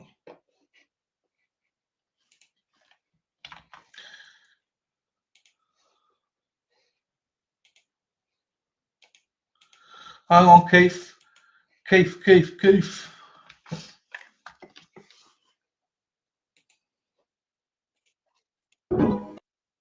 Well, as we have mentioned this morning. This is a new video, I think. Well, as we have mentioned this morning, Massachusetts State Trooper Michael Proctor is expected back at State Police headquarters this morning to continue a disciplinary hearing. I have to stop it now and again just for transformative purposes, but this just seems to be the new Karen Reid video just released. Literally, there's no likes on it, so this has just been dropped now. That could lead to his termination. Proctor was suspended in July for conduct revealed during the Karen Reid trial. This morning, we've been bringing you Ted Daniels' one-on-one interview with Karen Reid. She was more than willing to talk about Proctor and others. What troubles me is how... Okay, so I don't think this is the one-on-one, but they're talking about the series. So we still watch it. evil people are. We covered a lot of ground with Karen Reid, including those who want her in prison. The Norfolk DA, state police working for the DA, and specifically Trooper Michael Proctor. The detective zeroed in on Reid within hours of John O'Keefe's death. Proctor has testified that's where the evidence, including Reid's cracked taillight, took him. Yeah, she's a babe. Weird Fall River accent, though. During Reid's first trial, Proctor's personal feelings for Reid were exposed in his personal text messages. What was it like to be there in court and listen to all those texts? Proctor was just letting the public know what I've known about Michael Proctor, who he really is. Nothing Michael Proctor texted and admitted out loud in court about me would ever offend me. Your figures of speech include the following. She's a bitch. Objection. Is that right? Yes. You spent hours having him read those out loud. I'm sure that was done by design. It was. Everything that we did in that cross-examination of Michael Proctor was done by design. There was an effort to indict Reid on new witness intimidation charges last March. It failed. Reid says even people around her were under scrutiny. Our drivers have been approached by the state police, had very close friends, had their cell phone records subpoenaed for an indictment that never happened. Have you ever been followed? I don't know. My eyes are akimbo all the time. I look at law enforcement differently, more warily. How do you know you're being tracked? I know from affidavits from the state police at the Norfolk DA's office. They knew what flight I was on. They knew when I landed. They knew when I came back, and it's disturbing. It's invasive, and it's desperate. All right, Ted Daniel joining us now for his fascinating interview. Ted, there, she just called the state police desperate. Others may have used that word to apply to her, and seeing she didn't get an acquittal the first time around. But why do you think it is she agreed to do this interview? She comes across as very smart and analytical, that every move that they're making, she's a part of, and it's calculated. I think she says to me she has nothing to hide and wants to get her message out. I would expect that, they went over the pros and the cons of this. With the trial fast approaching, and in the end, they thought it was something that they wanted to do. It's not the first time that she's gone on in a segment like this. She did a couple national interviews, and I think that this was something that, I reached out to her team and heard back within a couple of days. I actually have two questions for you. What is she like off camera too? Same way? Yeah, pretty much the same. You get the feeling, she's always on the phone or she's always making plans. She's, when we met her, the day that we met her, she was going to meet with her lawyer, Alan Jackson, she said, because she had a private investigator hunting down a new lead, and they were going to analyze and go over what information that was provided to them. So, yeah, she's very cordial, very nice person, but when you look at all in this totality here, these are some really serious charges against her, and she's got a tough road. Yeah. So you reached out to the DA's office as well. Yeah, we wanted to give equal time to the DA's side of this. So it's the new prosecutor. Adam Lally did the first trial, and now Hank Brennan was appointed a special prosecutor. He's long known defense lawyer. I used to speak Whitey to Bulger case. Yeah, and I used to speak to Hank about, other stories. So we made a request. We said, hey, we'd like to profile Hank and give him sort of, an on-camera interview. And they declined that request. And I get it. There are some stipulations that the DA and the prosecutor has to follow in terms of out-of-court discussion. I did say, hey, I realize in my email, I said, I realize there may be some things that have to be left off the table. We were fine with that with them, but unfortunately it didn't happen. You had talked about this in the piece that aired last night, and she has talked to, as you mentioned, to you and to other outlets. The question is, will she take the stand now in the second trial? And she mentioned, well, that'll be a game time decision. What's your gut telling you on that? I think she probably won't. I mean, as rare as it is for her to do all these interviews with us, I think would be even more rare for her to take the stand. But one of the things that the new special prosecutor is trying to do is take all the statements that she's made and find contradictions. Before this story even aired, we got a court order at this station saying the DA's office wants all the raw interview. They want everything and my notes. So the DA's office has been doing that to everyone that she's spoken with, because they want to say, hey, there's this inconsistency there, or she said this during this interview, she said something different during another interview. So it was surprising, though, that we got it 14 hours after the promo aired and the story hadn't even gone on TV yet. Yeah, it's expected almost too, but it's something that so many eyes are going to be watching. I mean, you did an incredible piece on that story as well. And yeah, I'm looking forward to see what happens. There will be another fishing expedition with the state. If you got enough evidence, right, and you think you got current bounty rights, why do you need all this? You should have enough. Why do you need all these notes and stuff? You're taking the woman to trial. Surely you've got enough to convict her. Why do you still need all this other additional stuff? Fucking hell, this pisses me off. It just shows me that they got nothing. And she covered last night, but I hit him. She says, I asked a question because everything's going in my mind. It's what I said from the start. That could be a question. Did I hit him? That's how I took it as. But they're taking that out of context, and people are hanging their hats on that now and say, well, she's admitted to it. No, she never admitted to anything. It's pitiful.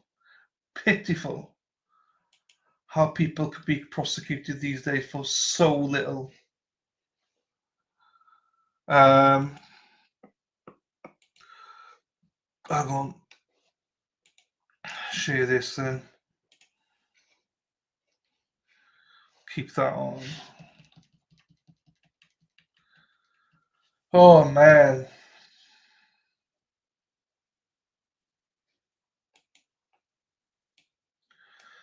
Oh wow, lucky I did that because it's still on a break. I've zoomed it. So we watched that and they're still on a break. Cheapers. Hey Stacey, how are you feeling, my darling? How are you feeling?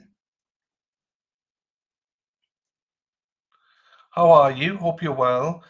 Yeah, Ted Daniels said about get a court order before it read. Yeah, I know. But it's like, what are you gonna do? Do you know what I mean? Hope you're feeling better. I was thinking of you yesterday, speaking to Stacey. I watched a video about a colonoscopy thing, right? And it was people farting after they come out of a colonoscopy. It's funny as hell. So I thought about you. Ted Daniels one, but it's one of those things, right? The anti-Canaries all hate Ted Daniels and say he's biased. I think we all say that Vinny is biased, and so I just always tell people, just if you're gonna watch one, watch every. Do you know what I mean? Just be whatever. Whoever you speak to depends on what side you are, and depends which journalist you like, don't like, and stuff like that. So I feel like crap. I had to go to urgent. Go, whoa! Head, chest, cold now includes conjunctivitis and an ear infection. Oh, I'm so sorry to hear that, Stace. I got a ear infection, but I'm sorry to hear that. I've had a ear infection for like fucking 2 months now. I can't hear her a bit. Oh, I'm sorry to hear that. I hope you're home and resting though. Yeah, cheapers. Make sure you rest. Make sure people are looking after you. It sounds like you could have man flu. Similar symptoms. Do you know what I mean? To man flu, that is. I'm home. Good. No worries, Cornpole. You knows it. You knows it. Cornpole. You knows it. I missed that Boston live. You see, yeah, I think that they were just reviewing that video. There's going to be more videos. I think we're the first ones to watch it, that one. But I think there's 2 more videos coming. I think they'll be coming out today at some point. But we saw most, we saw Bob Proctor. So it's fine. It is what it is. Mark Cunningham, hello to you, Marky. How are you, fella? How are ya? Good to see ya. There you go, Stace. Yeah, get better soon, my darling. I was going to ask earlier on where you were, but I thought you might be sleeping or something or not, doing on the attention, so I left it out. Yeah, but I was thinking about you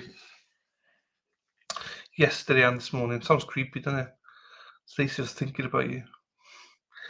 Oh, absolutely. I agree, Compo. I agree. Feel better, Stacey. Yeah, it sounds like, as I say, Mark, if you read the symptoms that Stacey's got, I think the lesser version, the one down from man flu, I think. It's 1 step down from man flu, I think is what Stacey has. So,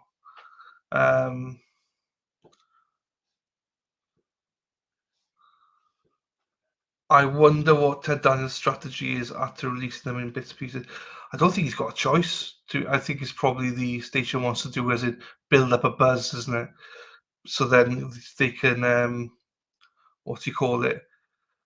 If you just do 1 dump, that's it. But if they as a station getting a lot more attention now from not just Boston but worldwide.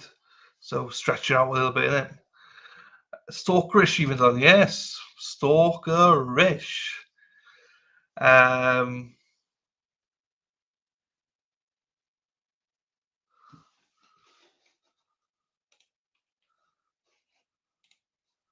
Oh, hang on.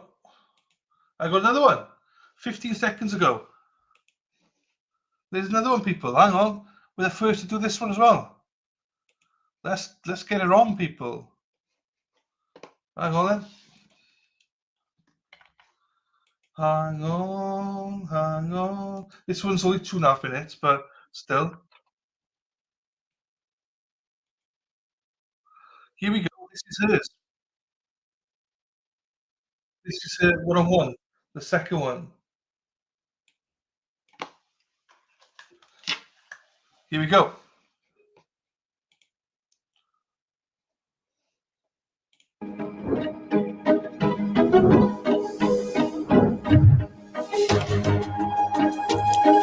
More now from Boston 25's one-on-one interview with Karen Reed. We've known about a federal probe tied to Reed's allegations of a police cover-up in this case for years. Feds turned over thousands of pages of evidence to both sides before the first trial. And just last week, new U.S. Attorney for Massachusetts, Leah Foley, would not say where the investigation stands. Here again is Ted Daniel with that layer to this case. I picture every day that they're working on framing me. It's no secret.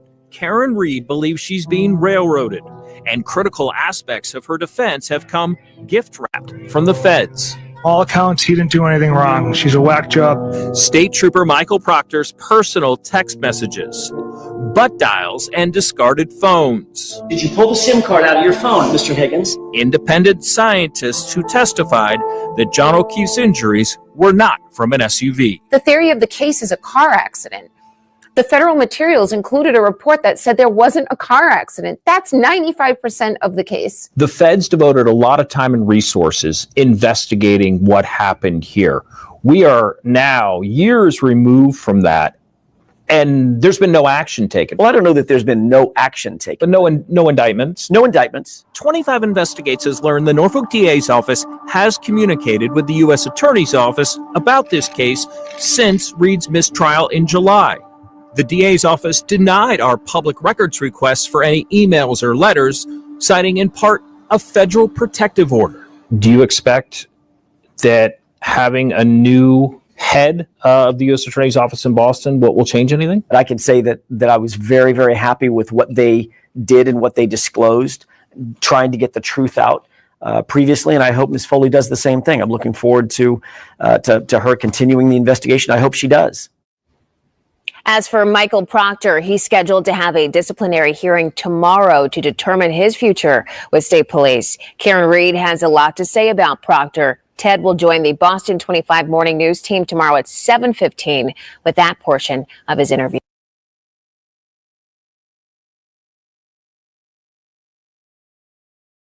There you go, another one. Hacks against the trouble in other streams, I see. Fucking hell, Hack. Right. Erin, Hack, get into trouble. You're my fire, my desire, Erin, Hack, Olé. Right, they're still not back. Mother friggers.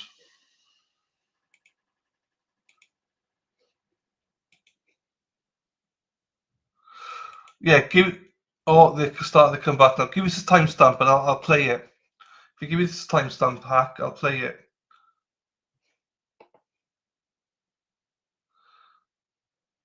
Sure, but Dylan's Angels rescued it. Ah, that's nice.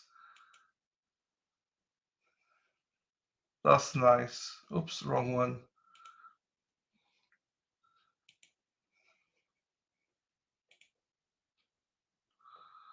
I want to see it because that's funny if she got shouted at. I love that. My desire.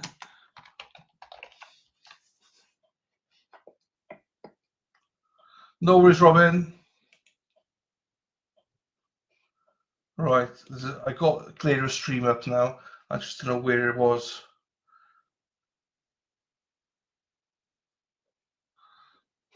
You let me know, Hack, and then we'll get there. We'll play it.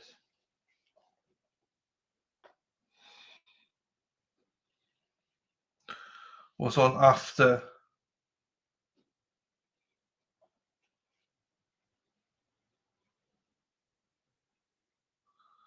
Aaron Hack's in.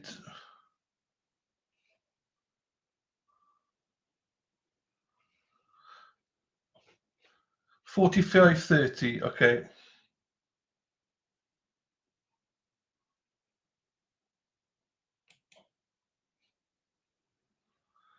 Hang on then. If it's from last night, this is what I have. So this should be. Go give the Clearer a like if you while you're watching me. So give him a like and sub. Let me boost it. Let me give him a like.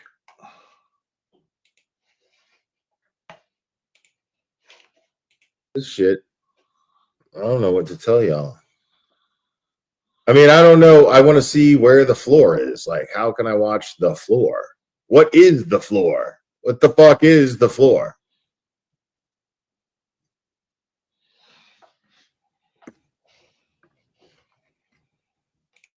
It's not on yet. The floor hasn't started yet.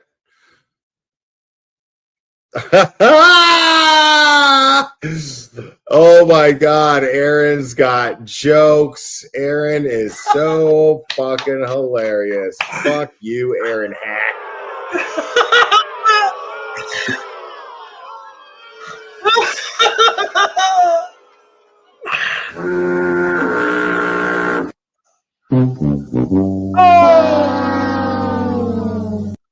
Proof of cheat.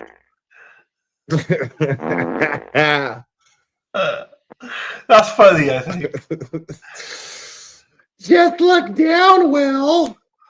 Oh my God, Janine Campa, thank you so much. Do not mix Benadryl and alcohol. It can affect your breathing. I'm not going to mix Benadryl. I'm not even going to take Benadryl. That is funny all the way around, I think that was. That's a typical Erin Hack thing. That's what I have to deal with every fucking day, people. That's a typical Erin Hack thing. I love it. Oh, Erin Hack, ole. Right, hang on.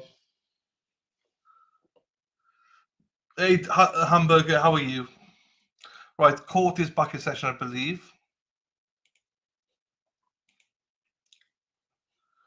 Oh,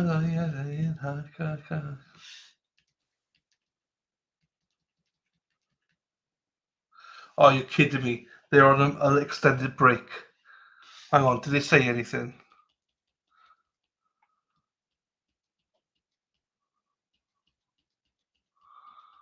Let me just check if it's...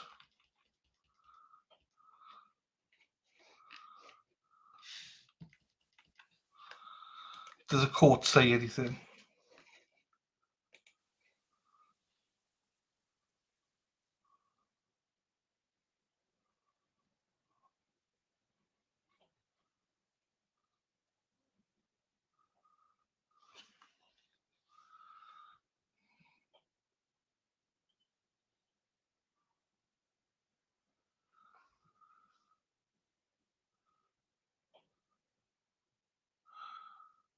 Oh, for fuck's sakes.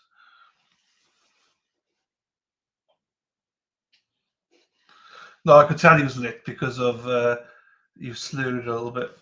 Right, so well, now we got to wait.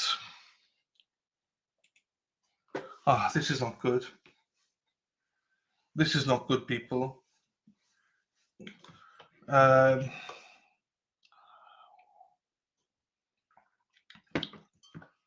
This tried to be pushed into fucking 4 or 5 weeks. Right, hang on, I'll be back. Let me put the lights on.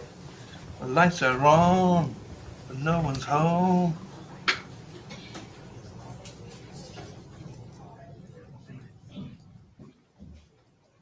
Everyone stand, please.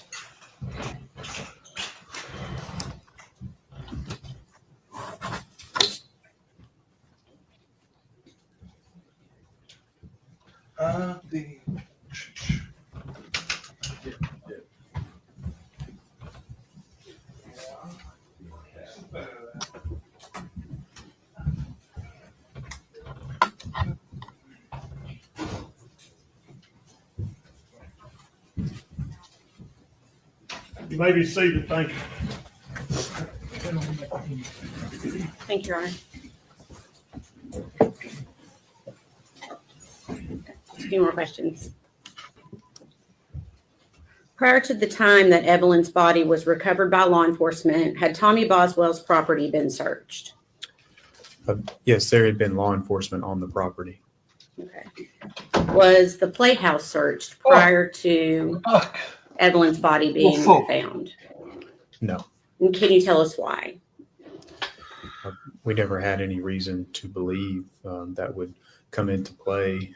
I was aware that other law enforcement officers had been at the scene. Okay. Anything that led you, and now I'm asking about the investigation in full, before and after Evelyn's body was found. Anything that led you to believe that her body had been moved to Tommy's property after the defendant had been moved to Tommy's property after law enforcement had already been there? Oh, no. Okay. 1 minute.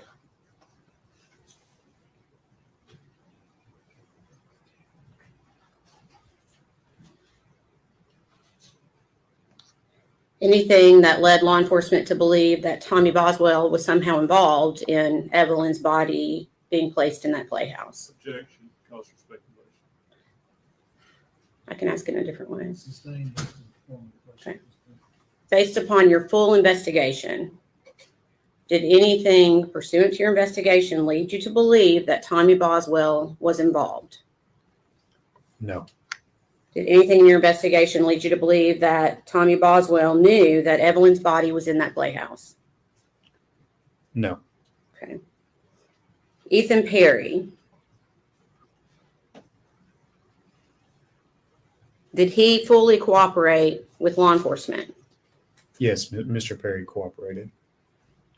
Was Ethan Perry fully investigated? Yes, he was. Was Ethan Perry eliminated as a suspect in this case? Yes, Mr. Perry was eliminated. Was law enforcement able to determine that the story Megan Boswell told law enforcement about Ethan having Evelyn was a lie? That's a lot of words. I mean,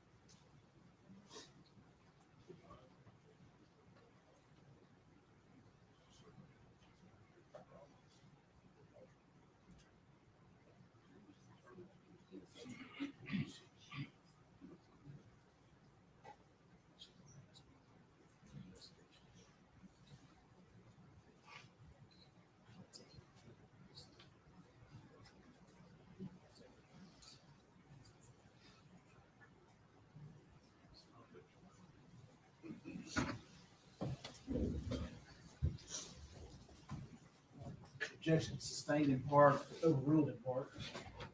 I'm going to try to ask this in a different, less wordy way.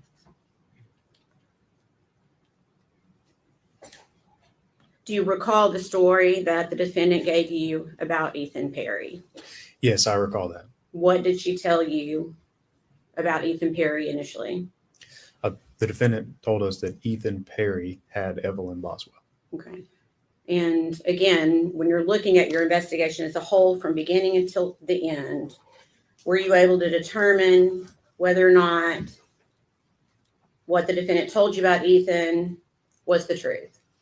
Yes, we were able to determine whether that was true. Okay. And what was your determination? It was not true. Okay. The defendant's boyfriend at the time, Hunter Wood, did he cooperate with law enforcement? Yes. Okay.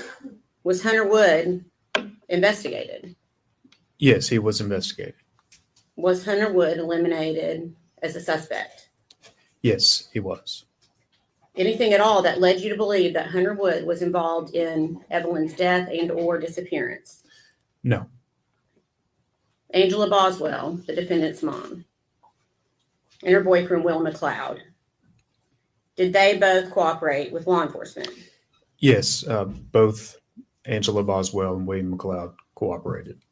Were they both investigated? Yes, they were both investigated. Were they eliminated as suspects? Yes, both of them were eliminated. Do you recall what Megan Boswell told you about Angela or Angel, her mom, at the beginning of the investigation? At the very beginning, or what did she tell you about her mom? Well, after a few days into the investigation, the defendant told us that Angela had Evelyn Boswell. Okay. And based upon the entire investigation, were you able to determine whether or not that was the truth or not? We were able to determine whether that was true. Yes. Okay. And what was your determination? That was not true. Is there any individual that the investigation continued to point at? There was one individual. Okay. Who was that? It was the defendant. Okay.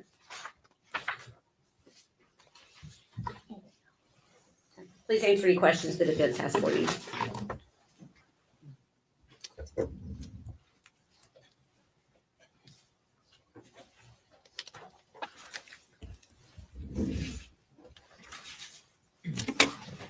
Morning, Mr. Gratz. How are you? Good morning. I'm doing fine. How are you? Good. Thank you. I'm going to start kind of where Ms. Massengill left off. Okay. She asked you if they're about clearing certain suspects. Correct. And she used words and asking you about Hunter Wood, if there's anything at all about him that caused you all to disbelieve him as not being a suspect. In other words, y'all conclusively concluded he's not a suspect. We did after we investigated him. Okay. And as part of that investigation, I'm sure, did you collect his DNA? No, I did not. Matter of fact, he refused his DNA to law enforcement, didn't he? I think at some point he did. Okay. So his DNA cannot be compared with any of the DNA where the body was found. That would be a question better answered by the lab personnel. As you were the case agent, you know if it was. I'm sorry. You were the case agent. Yes, I was. And as the case agent, you're basically in charge of the case. You give directives about what to do and so forth. Maybe not quite that far, but I am the lead investigator for the Tennessee Bureau of Investigation. And do you know if his DNA was processed against anything? If you know. No. You don't know, or it wasn't? Oh, I'm sorry. It was not. Okay. Did you obtain fingerprints from him?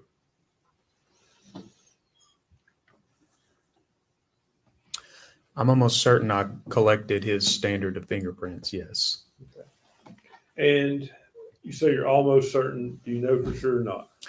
I think I collected them from the booking at the jail. When someone's booked into jail. Okay, so their fingerprint. He'd been arrested for something before, is what you're saying? Yes.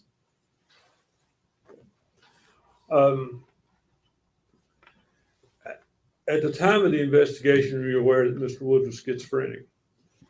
No. Did you look into that at any point during this investigation, his mental health? At a much later date. Okay.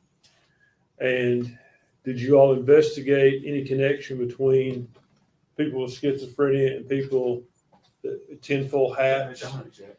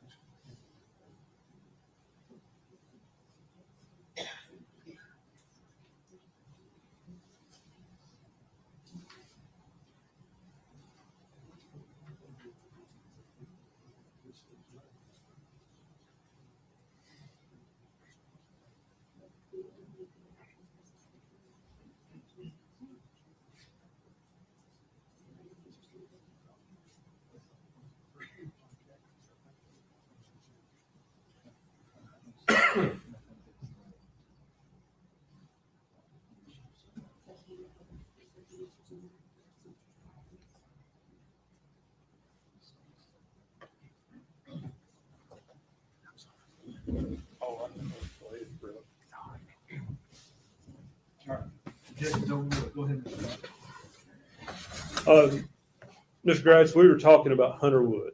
Yes. And you indicated that sometime later you become aware that he was schizophrenic. I knew he was having some mental health issues. I'm not sure that I knew the actual diagnosis, but I am aware of issues. Did you investigate his health issues in relation to this case? And for instance, what I'm asking is, the first time I asked you about schizophrenia, you seemed to indicate that you knew that. I knew he had some type of mental health issues, yes. Did you investigate, give consideration to the possibility that the tinfoil could be related on the baby, could have been placed there by someone with mental health issues? We did a significant investigation into the tinfoil, yes, and it underwent what I would call significant forensic analysis to determine whether there is any type of DNA or fingerprints on that on the tinfoil. Okay, but short of forensic analysis, did you all investigate? Is there something that might make someone place tinfoil on a child. Like, for instance, people with schizophrenia are known to wear tinfoil hats. I think we covered it.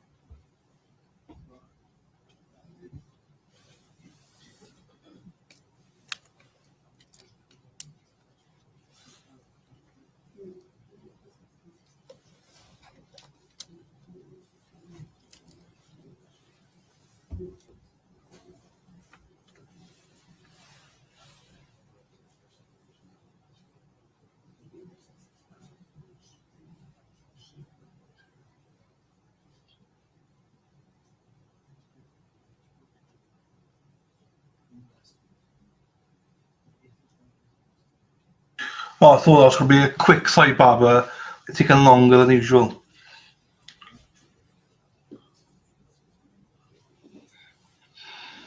I don't understand how he does his haircut, the sideline there. It's so clean, but it's like, I don't understand how he does it. That takes some work, that does. And for it just to stay there. How did you come up with that haircut? I don't. It's like it's yeah, it looks like a toupee. It does, doesn't it? It does look like a toupee. Is it a toupee then, do you think? Because it doesn't sit well with me. I just can't.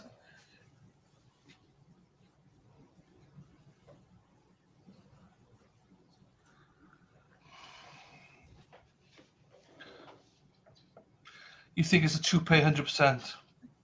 But this side is normal.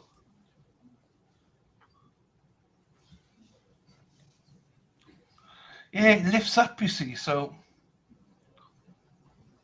it must be a toupee because it's just not, it doesn't suit him. It's like,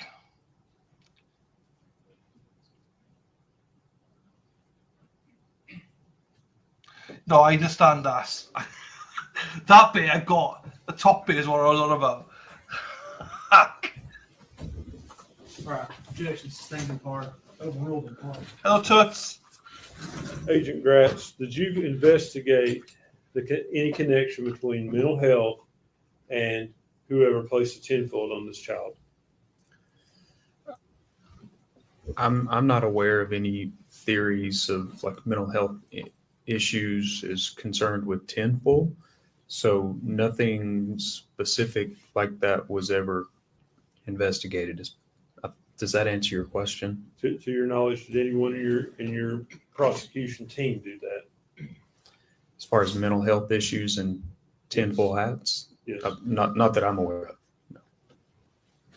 So going back to Hunter Wood, you said he declined to give you his DNA. Not me. I don't remember ever having many face-to-face interactions with Mr. Wood, and I don't recall that it was me that asked for it. But he did decline to give it to law enforcement. I believe so at some point. So that wouldn't be 100% cooperative with the investigation, would it? I guess it depends on how you look at it. I think that could be answered as a yes or no.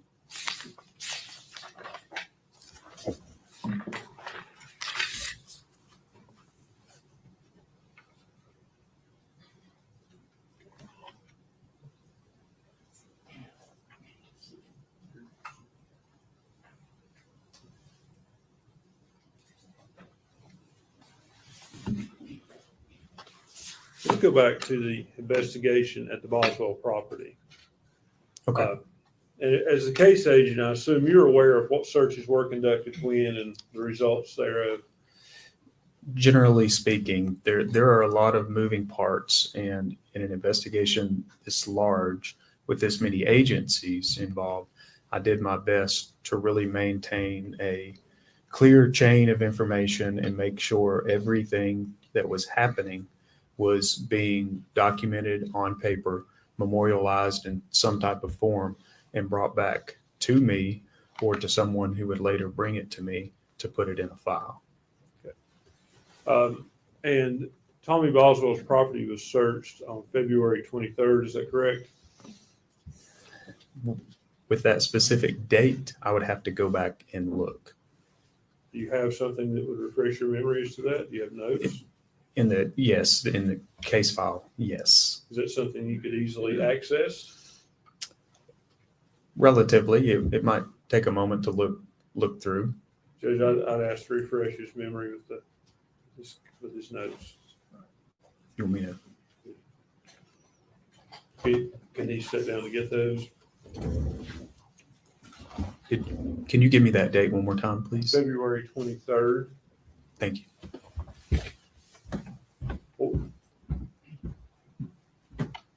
I guess he's not on the microphone, but I would ask for any other date it was searched as well.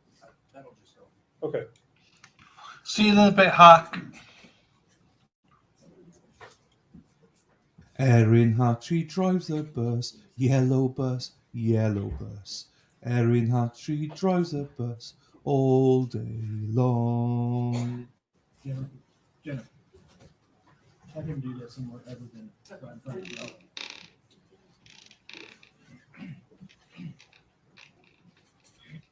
you. So,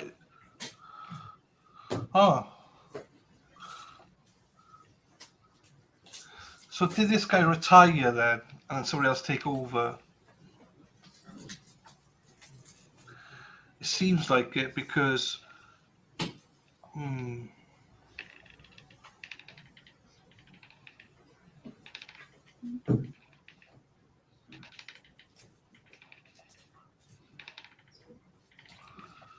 where is he going with all this? I understand he has to ask a question about mental health, but he's going with it, mental health, because her ex-boyfriend is now in a mental health institution. Yeah, of course. That's why he's doing that. Because her whole theory is that he took the baby to the trash. Of course. She could tattoo on a finger.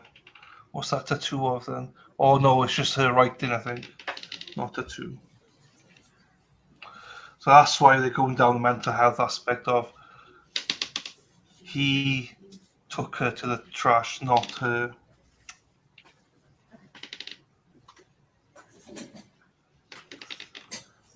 Erin Hack.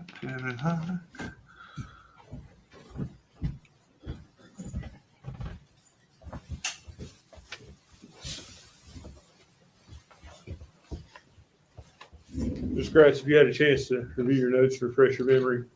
Yes, I did. Was a search conducted of Tommy Boswell's property on February the 23rd? Yes, it appeared that after looking at my notes that Mr. Boswell Sr. had given written consent and permission for law enforcement to search his property. Okay. And you recall who searched the property? Yes, there were a team, or was a team there. There were members of the Sullivan County Sheriff's Office present, as well as at least one member, or I suppose two, of the Union County Sheriff's Office. And that would be Union County, Tennessee. Okay. And a cadaver dog searched the property that day and provided no hits. Is that correct? That, according to the report. Would the report would be correct to the best of your knowledge? I would have to defer to the officer that conducted that to those that were present. Well, it's your report, Ms. Gratz. Our 115 author is David Gratz. Mm-hmm. You agree with me about that? Yes, correct. Okay. So you would have recorded the information you were provided by the team, whether or not the dog hit, correct? Yeah. My report essentially reflects that there was another report issued So the other report was issued by the Union County Sheriff's Office.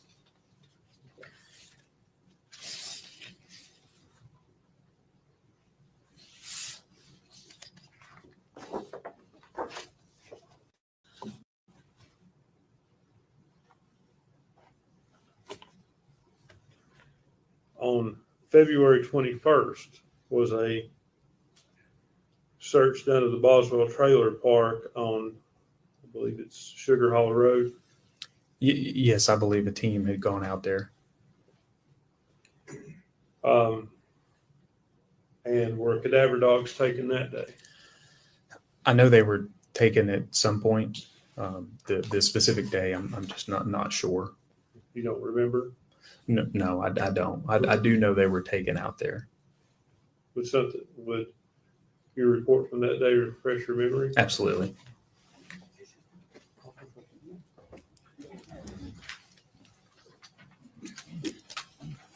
Thank you.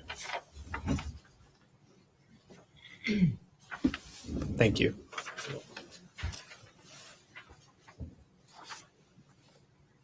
Mr. Gratz, that report indicates that property was searched on February 21st. Is that correct? Yes, that is correct. It also, does it indicate that 3 cadaver dogs were taken around the trailer of Megan Boswell? And that's the property at Sugar Hollow. Sugar Hollow Road. The report I just showed you. Yes. And does it also indicate that there were no final responses from the cadaver dog search? It does.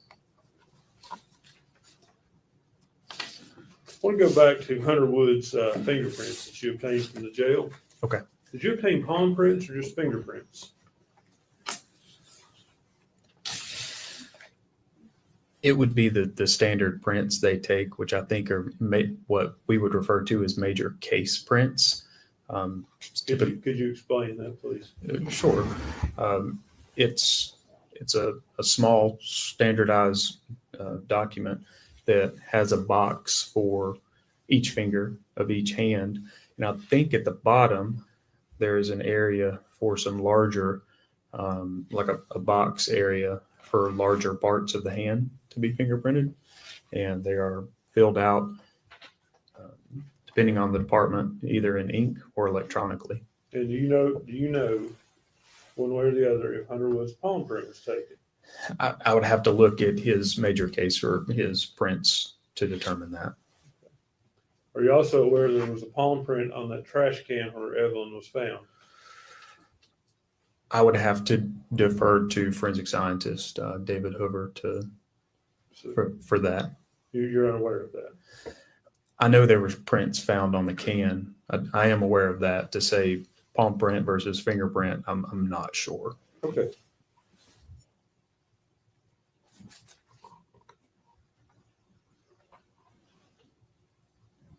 Can I approach the court reporter, please?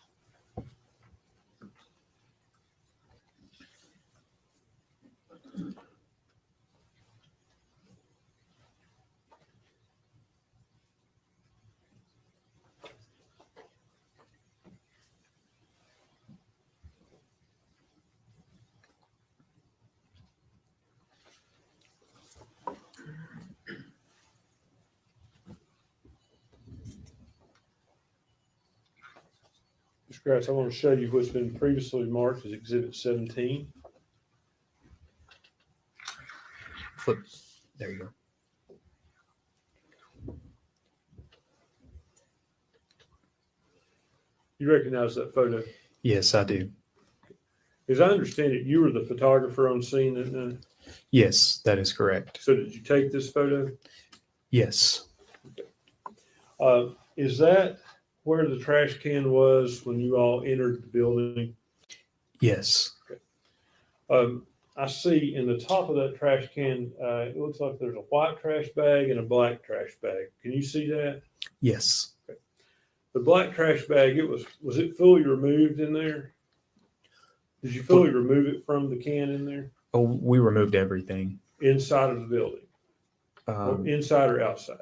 I'm not sure what you're asking me. Well, I think we've seen pictures here that show stuff being removed from the trash can outside. What was removed from the trash can inside of the building? The best I can remember, like there were the part of those bags would have been moved back, which is when we initially saw that skin. Is that what you're asking me? Yes. Yes. So part of that would have been disturbed, moved, however you want to characterize it. And when we saw what we believed was human flesh. And that black trash bag, was it at some point taken out of the can inside of the building? Was it taken out of that can while it was inside the playhouse? I want to say we removed all of that after we had set the trash can out on the porch.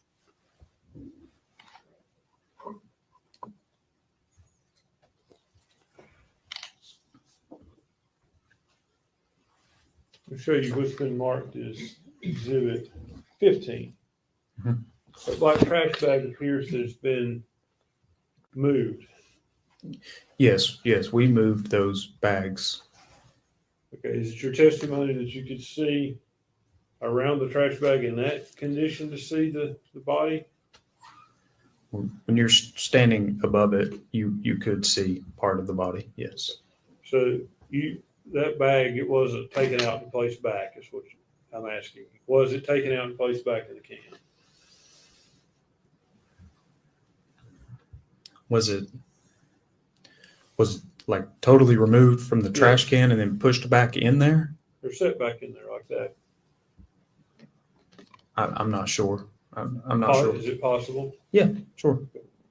What about the other bag, specifically the bag containing the body? Is it possible that it was moved somewhat in the can by your all's investigation? Not until we were really out there processing that. As you could tell from their photographs when it was first removed, it still really had that shape of the can. Did it move at all? I'm sorry. The bag with the body, did it move at all in the can while you were going through it and moving it? We were systematically pulling things out of there. So, at some point the bag certainly moved. Okay. The bag with the baby. Yes. You went through some photographs with various items in the trash can here, I think Saturday we were going through it. Yes. Do you recall the contents? Let's ask you this way. There were no leaves in the trash can, were there? Leaves? Yes. No, I don't think so. None at all? No.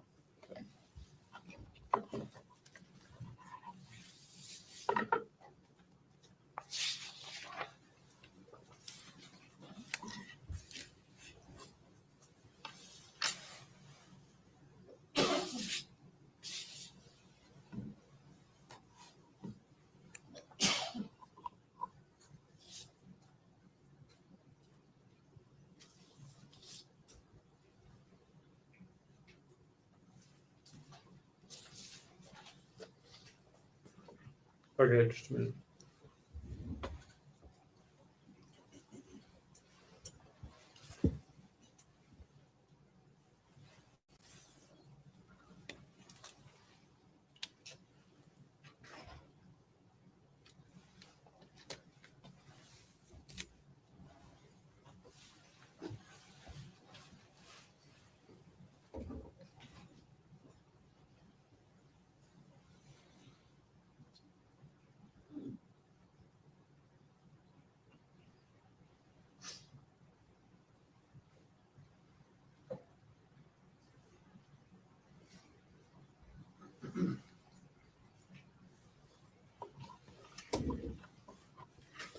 Is it going back to the fingerprints at Hunter Woods? You said you obtained those from a jail. I'm fairly certain that I went to the booking area and obtained his prints. Yes. Was that here from the Sullivan County Jail? Yes. And you know which arrest that was from? I do not. That's all the questions I have, Judge.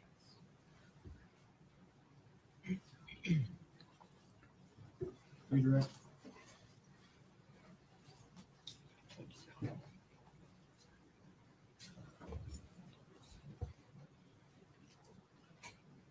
Yes, Your Honor.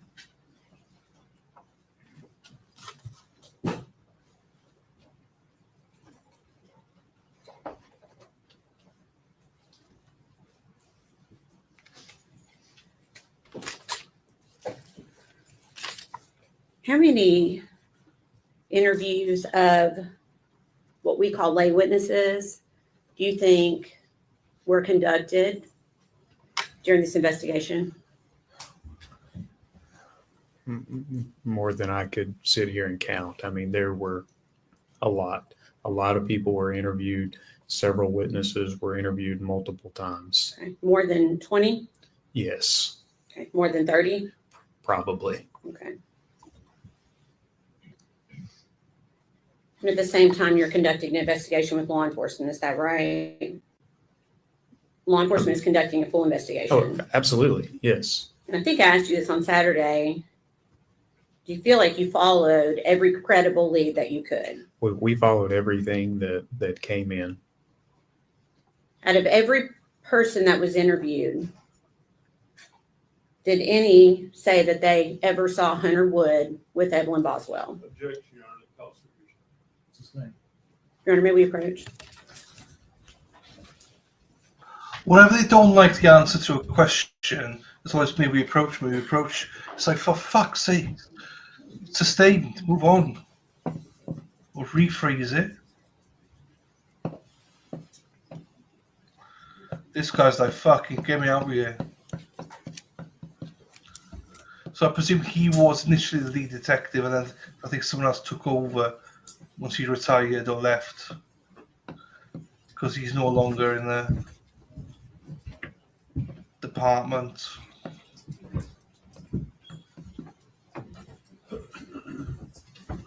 And the defense attorney called him Mr. rather than Sergeant or whatever he was, detective. Good morning, Moonlight.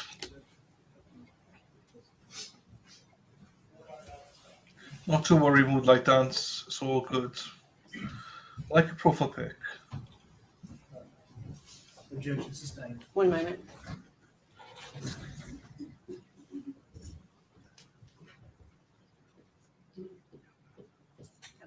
All right, no other questions, Your Honor. Anything else?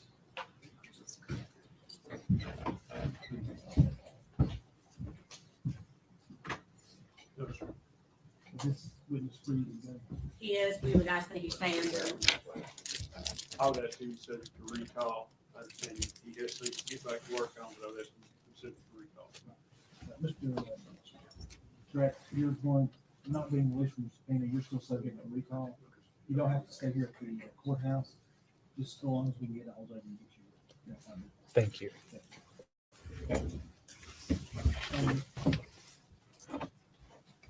There you go. That's it. Whew.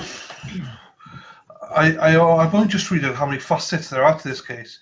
It's like a jigsaw piece, this one is. You've got to be really concentrated. You've got to really be concentrated in this case. He is the stable call Detective Matt Price. Matthew Price. Matt Price. Yes, sir, I do.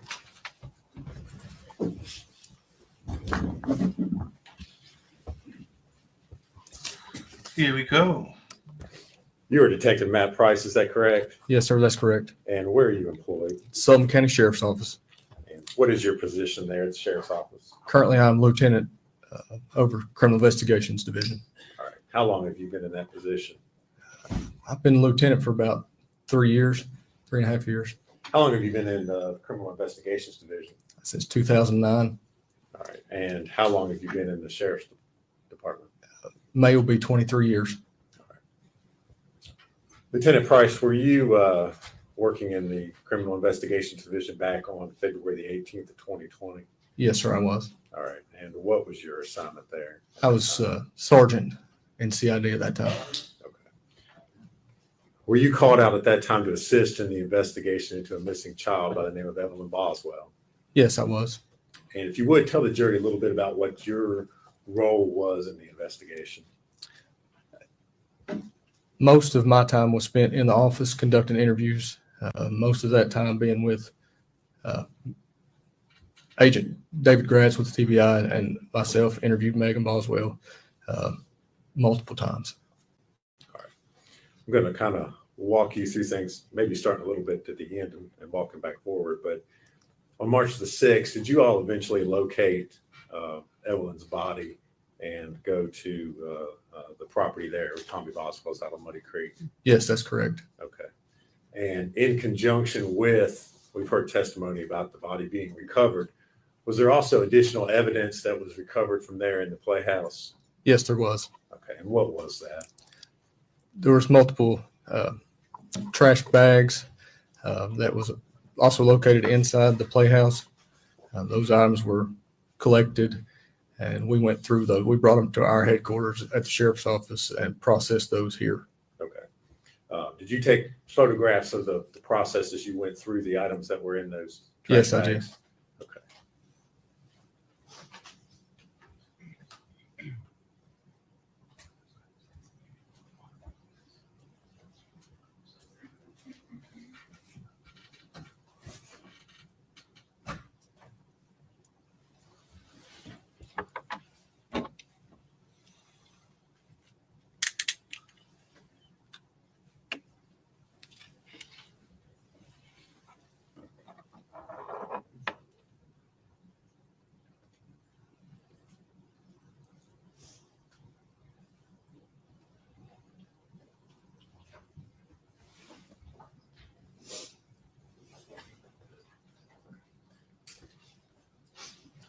Lieutenant Price, I'm going to hand you 5 photographs and ask if you can identify what's shown in those.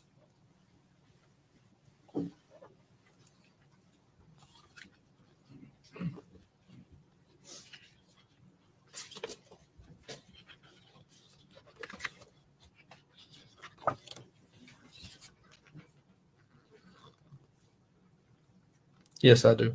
And if you would, tell us what those are. Items from those trash bags that were recovered from Muddy Creek in the playhouse. Okay. Are those photos of some of the items in the trash that you took that night? Yes, that's correct. All right. Judge, we would move to introduce those. Are they true and accurate photographs? Yes, they are. We move to make those. I think we're up to 206. Yes. Any objections? Good. Full exhibits, 206 through 210.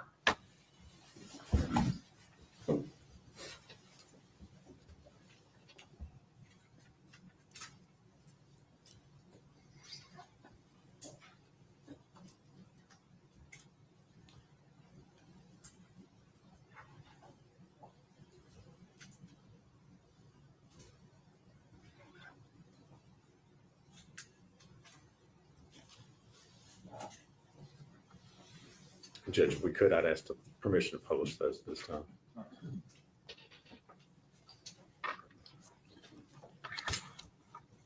Lieutenant Price, I'm going to show you what's been introduced as Exhibit 206. If you would, tell the jury what we're looking at here. So it's one of the white trash bags that we've located inside the playhouse. Inside that white trash bag was another paper trash bag, and inside that was multiple items of trash, including baby bottles and baby food containers. Okay. And this is a photo taken before, I guess, you had inventoried or removed any of those items? Correct. This was just as soon as we had opened the bag. Now I'm going to show you Exhibit 207. And again, if you would, tell the jury what we're looking at there. It's another white trash bag that we removed from the playhouse, dollhouse on Muddy Creek. And again, inside of it was numerous other other items of trash.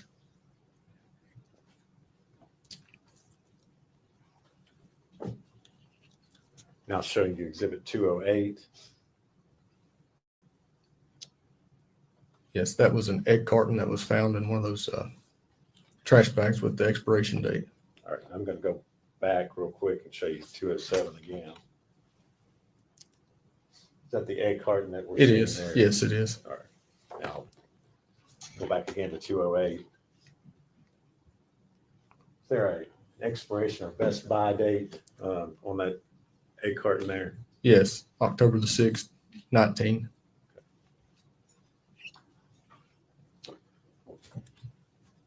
Now I'm going to show you Exhibit 209.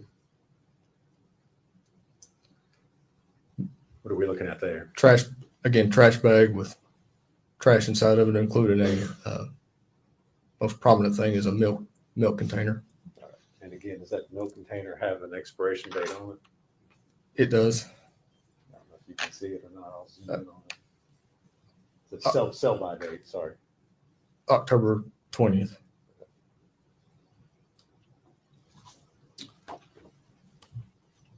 And I'm now showing you Exhibit 210.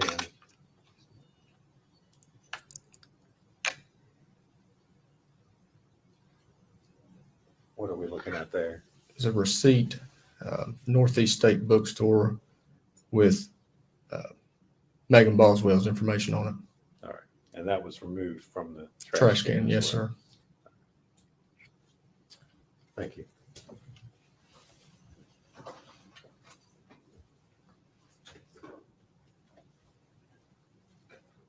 I see that last, didn't you?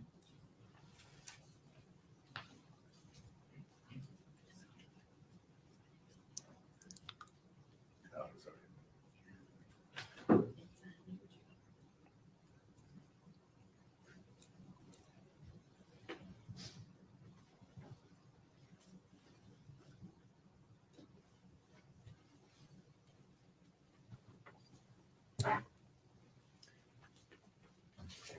If we could hand Lieutenant, and well, before we do that, Lieutenant Price, you indicated that you all went through the process of inventorying the items that were found in those trash bags we just showed the jury. Is that correct? Yes, that's correct. And did you remove several items that you thought perhaps had potential evidentiary value? Yes, we did. Okay, what were some of those items?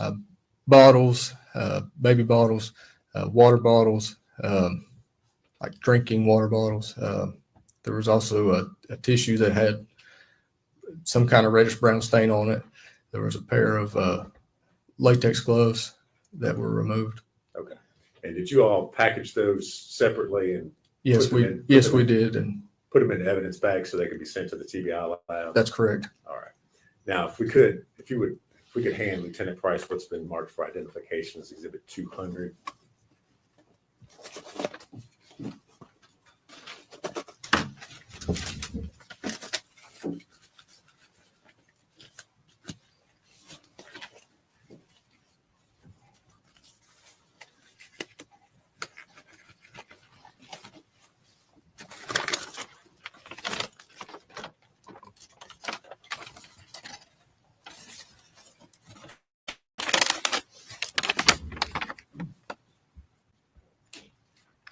Do you recognize it? Yes, I do. And what is it? It's a Dasani water bottle. All right. And is that the Dasani water bottle that you recovered from the trash bags that were taken from the playhouse? That's correct. All right. And again, you've mentioned that it was packaged in one of your evidence bags to be sent to the lab. Right. Yes. All right. Judge, it's previously been moved as identification only. We would move to make it a full exhibit at this time. Full exhibit, 200.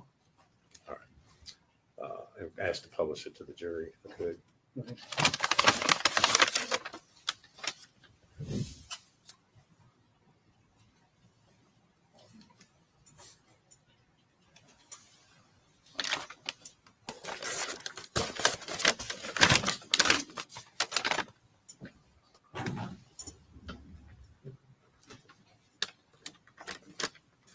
Lieutenant Price, I'm going to hand you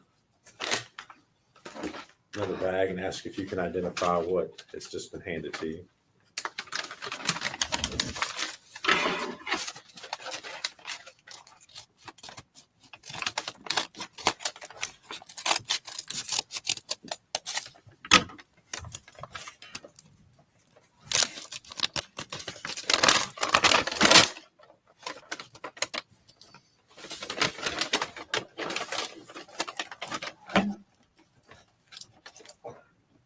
Yes, I can.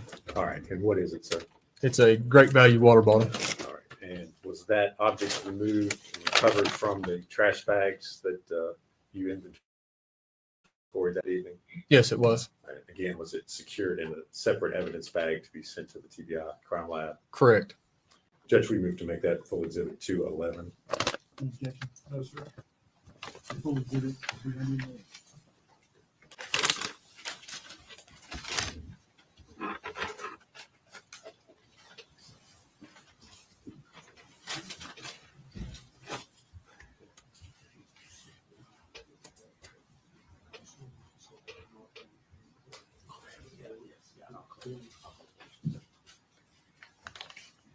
Lieutenant Price, I'm going to hand you another evidence bag and ask you if you can recognize what's been handed to you.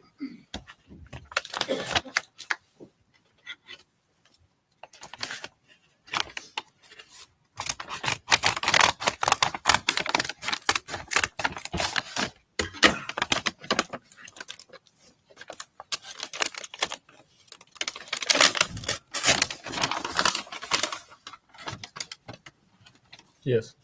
And what is it? It is another water bottle, a Misty Mountain water All bottle. right. And again, that water bottle was recovered from those trash bags that you inventoried. Yes, that's correct. Okay. And just so we're clear, these were the two trash bags that were separate from the trash can, correct? That's right. None Yes. of these items that you testified to were found with the victim's body. Correct. All right, they were in the trash bags, I believe. I'll pull a photo up here in a minute, but they were separate. Yes. Correct. Okay. Judge, we move to make that exhibit number 212. Any objection? No, sir. Full exhibit 212.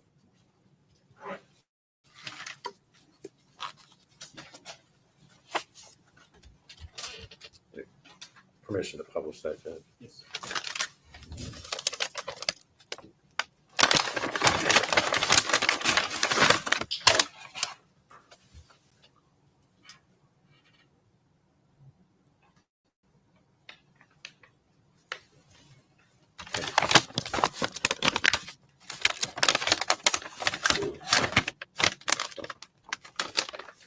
If I could, I'm going to pass you another piece of evidence. Ask you if you can identify that.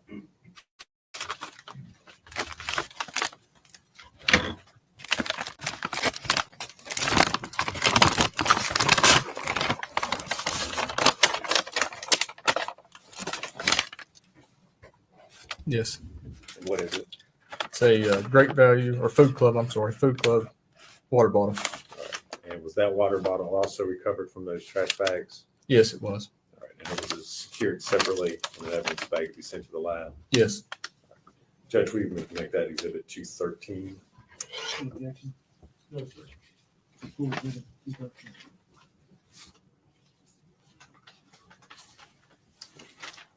Ask that it be published to the jury.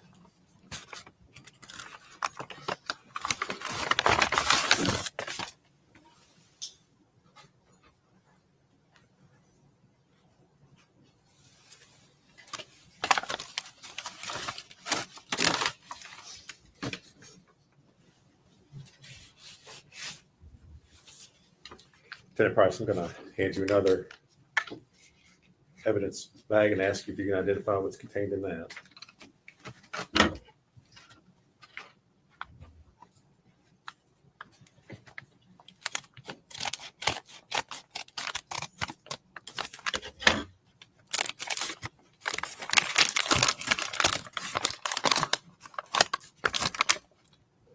Yes. And what is it? It's a white tissue with some kind of stain on it. All right. And was that tissue recovered from inside the trash bags that you were inventorying that night? Yes, it was. And was it packaged in a separate evidence container bag to be sent to the TBI lab? Correct. Judge, we can move to make that exhibit 214. Any objection? No, sir. Full exhibit 213. Ask permission to publish that to the jury.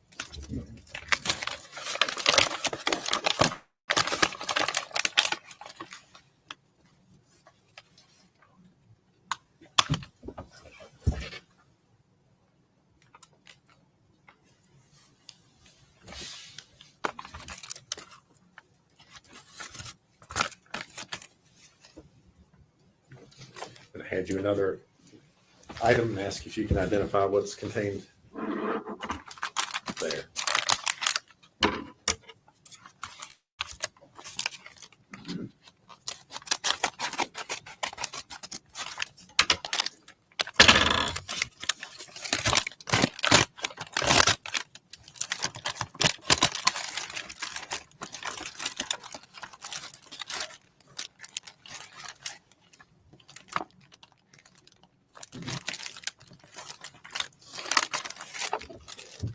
Yes. What is it? It is a baby bottle. All right. And was that baby bottle found in the trash bags that you inventoried? Correct. Yes. Okay. There's also the lab has. There's some of the liquid that was in the bottle. Looks like the lab has put it in a separate container. Is that actually in a separate? In a separate, like, plastic container, like a test tube kind of thing. Okay. Judge, can we make that the exhibit 216 fractionally? Baby bottle would be 215. The container is the rest of the 216.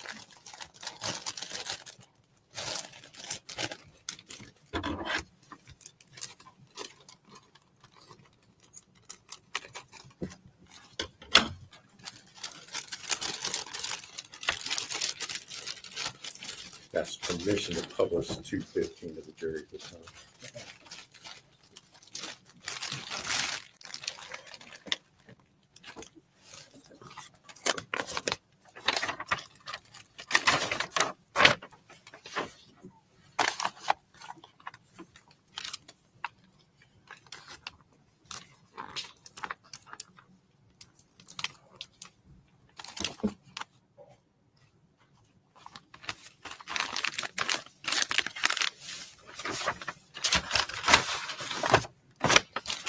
We need to mark The this- baby bottle. Mark it first, or Is it marked? 215. it's not. Okay. First. There's another bag in there from the lab. It doesn't appear to have anything at all in it. It's just a clear plastic bag.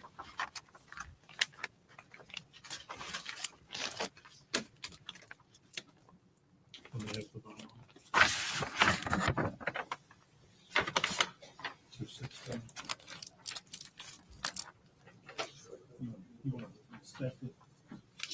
Let's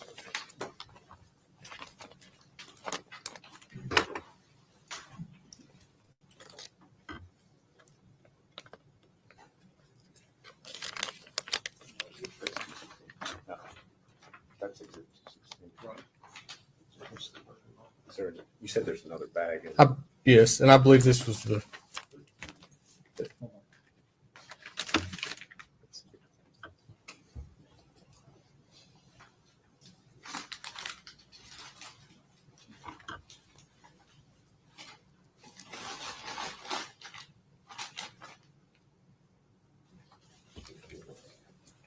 Where's the other bag? Right here. Okay. Okay.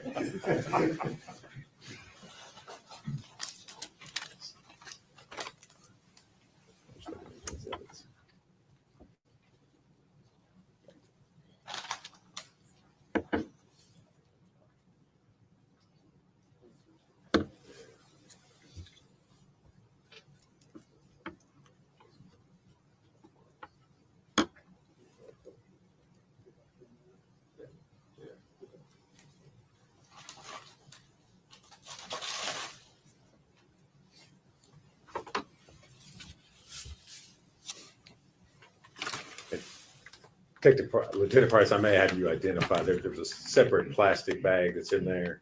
Correct. Does it appear to have TBI agents and evidence tape on it? It does, yes. Okay. I'm just trying not to leave you, but does that appear to be the original bag where the bottle was processed at the lab? Correct, yes. Okay. I think we'll just leave that in the bag with it. If you would publish exhibit 215 at this point.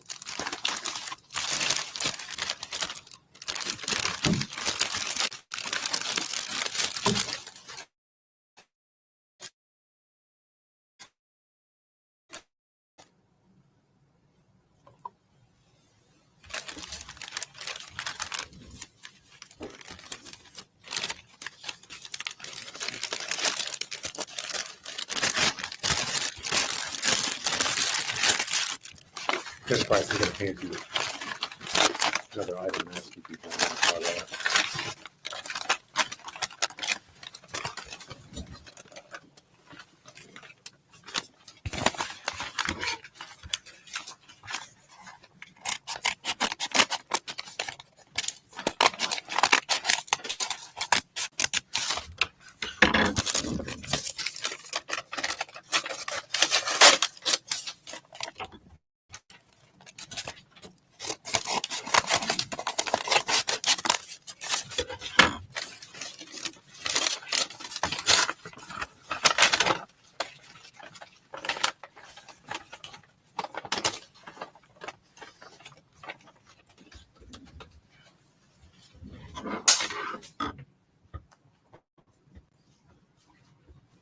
You recognize it? Yes. What is it? Blue latex glove. Okay. And were those collected from the contents of the trash bags that you inventoried? Yes, they were.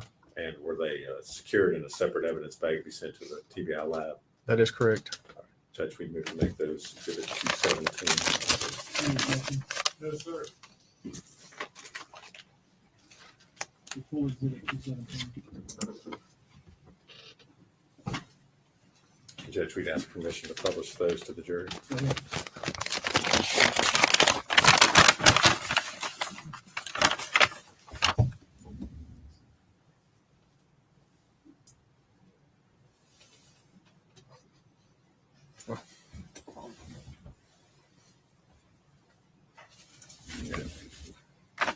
Probably obvious to the jury at this point in time, but are those gloves all one piece or have they been broken apart? Broken apart. Okay. You all did not break them apart. No, sir. All right. They were like that. That's the condition they were in. When you Correct. collected them.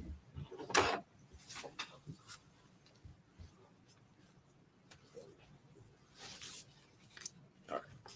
I'm going to hand you another item and ask if you can identify that.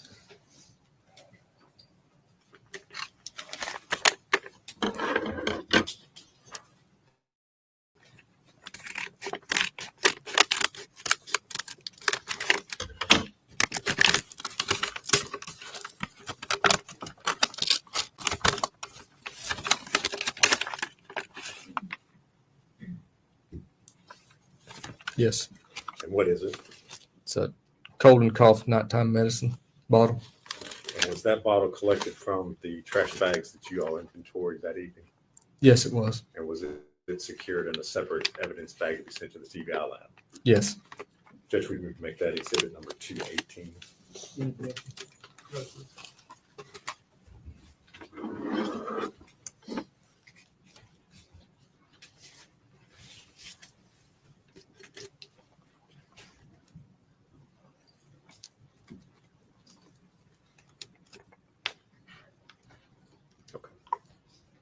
All right.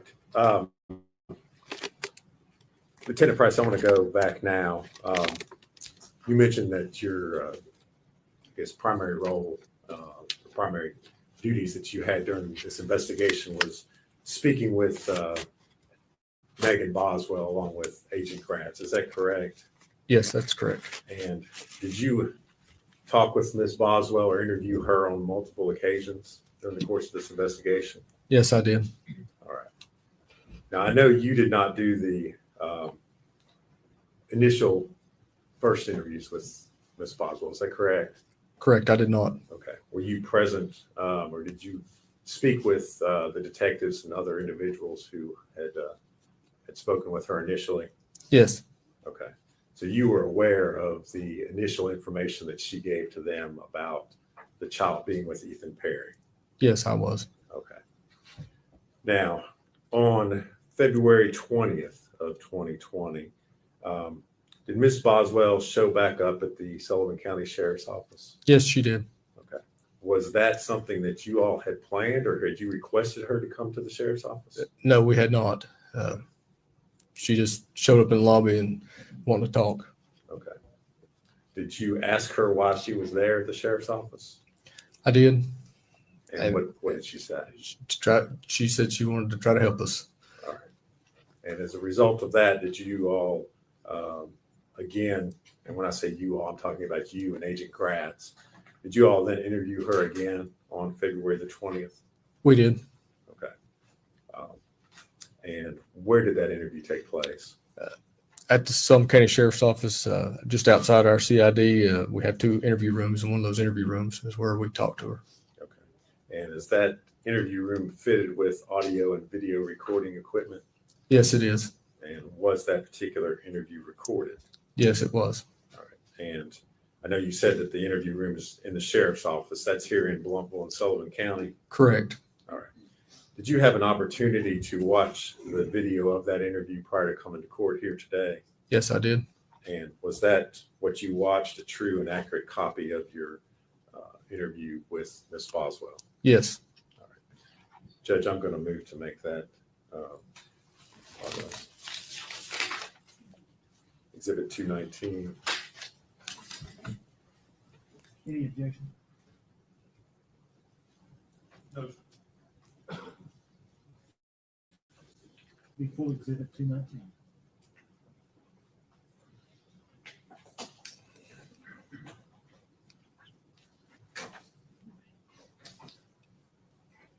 And Judge, I'm going to ask to show that to the jury.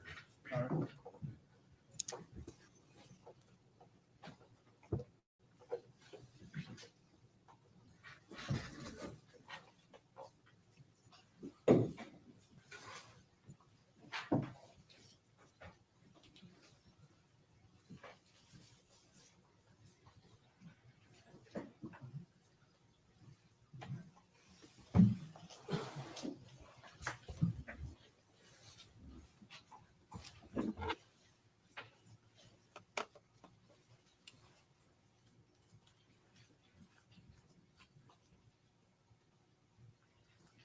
Are we ready, Judge? I am. We'll just put the time, because the time's a little bit different now. So before we ask you any questions, you must understand your constitutional rights. You have the right to remain silent. You do not answer any questions. If you do answer any questions, your answer can be used as evidence against you in court. You have the right to consult a lawyer before you're after questioning. If you cannot afford a lawyer, it won't be provided to you without cost. If you decide to answer questions now, the lawyer being present, you will still have the right to stop answering questions anytime until you talk to a lawyer. I have read or have read the manual constitutional rights. Understand what my rights are. I'm willing to make a statement and answer questions without a lawyer being present.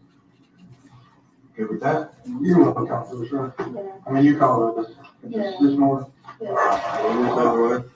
Tell you what, just sign your name right there again. How about that? Right next to your name. Your initial or however you want to do it. I'm going to sign next to Ms. Darby's. I have Matt be a witness, okay? And,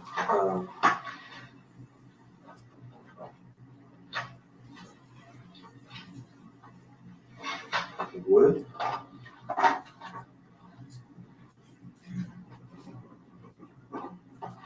going to add the time right under that, so 1:58. Yeah, okay.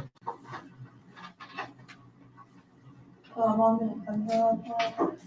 I said it's my fault. I wish she would have. You and me both. Oh, so what's been going on since last night? I talked to you when I'm not leaving here. 3 o'clock in the morning? Yeah. Okay. Where'd you go? To that place.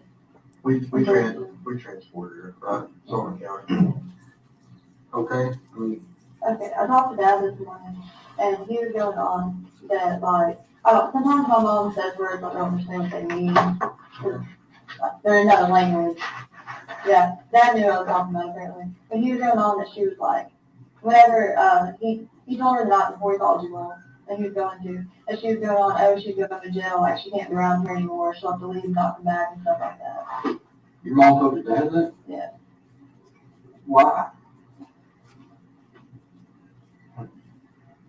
I mean, I don't know, but that's, you know, a big thing. Well, let me ask you this. And then yesterday in the car, she tried to start towards like, and go to Virginia, and I was like, hey, like, if you're not taking me up there, that's fine, like, pull over, like, I'll call myself and come get me. What's in Mendoza, Virginia? I don't know. Mendoza? How you say? Yeah. Okay. Is that how you say that? That's right. Mendota, M-E-N-D-O-T-A, Virginia. That was a question for me. Yeah. So, does she know people out there? Not that I know. Do you know people out there? No.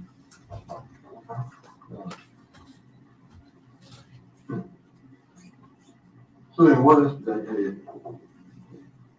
Just that when she dropped Elijah off, that she was like freaking out and like crying, like she was never gonna see him again and stuff like that. And this was The 18th. They met at Ingles. Ingles in Colorado. Dad thought that she was gonna like take off with him. This is what he told me. He thought that she was gonna take off with him. So he said that DCS was doing like a home visit and he hadn't had him by 12. Wasn't home visit. For Elijah and Charlotte, yeah. There was never a home visit. He just said that to give Elijah my phone. So you think Dad's playing your mom in the system? Or like BTS and all that, trying to keep custody of it? Just that being difficult with your mom over those two kids? Well, I mean, yeah, but you know, she was. Let's face it. I mean, I talked to you a lot, right? And you've had a pretty hard life. Would you agree with that? Growing up, I mean, would you consider your relationship with your family, specifically your father Tommy and your mom, growing up, was it good? No. Not good? No. I don't think it's been good, from what I know about it. And I hate that for you. You know, it's hard to grow up in an environment like that. I know. Because, I mean, you were in foster care, right? What was the deal there? Truancy. They put you in foster care for truancy? Because you couldn't. I ended up missing a lot of school until I got like literally like dehydrated to the point that I could not walk when I was pregnant with Evelyn because I just couldn't keep anything down like Evelyn. And they put you in foster care. But did you have a strained relationship with your mother growing up? I mean, was it difficult? I mean, like I was more with my grandparents and then So your grandparents raised you? Yeah. Mama didn't care much about you, or Mama was strung out on dope? So. Right? Yeah. I mean, I can't imagine having to live in a home where my mom don't know where I'm at half the time, or how she can't function because she's so screwed up all the time. You know, jacked up on meth, or she on meth, is that her drug of choice? Her and my dad used to do both. Cocaine? Yeah. I mean, that's tough for a kid growing up in an environment like that. I get it. So I guess since I got older, like me and Mom talk like every day. Like we'll take spouts where we don't talk for a little bit, but like since me and her started like really talking again, like I talk to her every day. Except for yesterday. Exactly, that's what I'm saying. What's the deal there? Yesterday she dropped me off and she was like, well, you didn't hear the talk to these people, I don't want to be involved in it, blah, blah, blah. And I was like, okay, that's fine, you know, I'm taking me up there. I was like, you just pull over and I'll have them get She doesn't want to be involved in it. That's what she said.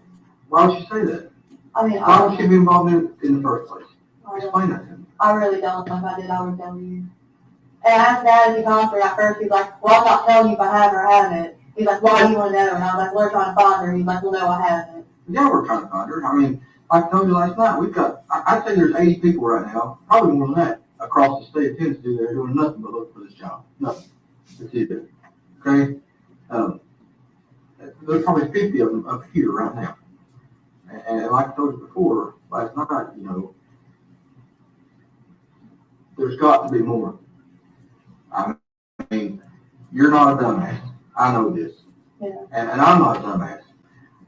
And I've been 100% honest with you. So, I mean, I'm not going to lie to you. I'm not, I told you, yell straight, jump up and down, big pain. But there's got to be more to this story. Well, Mommy told me she was talking to Ethan about it. When? Whenever her and I first started talking again, so it was kind of like a little bit after January. Your mother told you that she was talking to Ethan about Evelyn. She did. And how was she doing that? On the phone. She never specified. Okay. Do you think she was calling him, talking to him like we are, or texting him Facebook message for him? She said on the phone. Okay. I don't know if that means text. You assume it'd be phone calls? Yeah. But that's just my assumption. Right. Could be other ways. She doesn't have a Facebook, but will have a Facebook.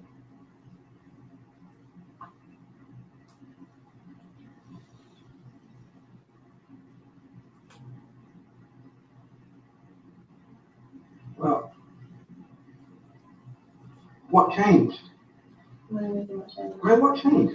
Something has changed in the past 24 to 48 hours, maybe just a little bit more, with you and your mother. Something has changed. She just kept getting mad at me and said she's like, Well, me and Boston. She was like, don't involve me in it. And you told me that and told me that. I know. You told me that 100 times. Well, that's all she told me. There's got to be more. That's all she There's told me. got to be more. Your mom that you just told me 10 minutes ago that you Well, had this great relationship she told with. Dad that she was going to jail. I'm talking about what she told you.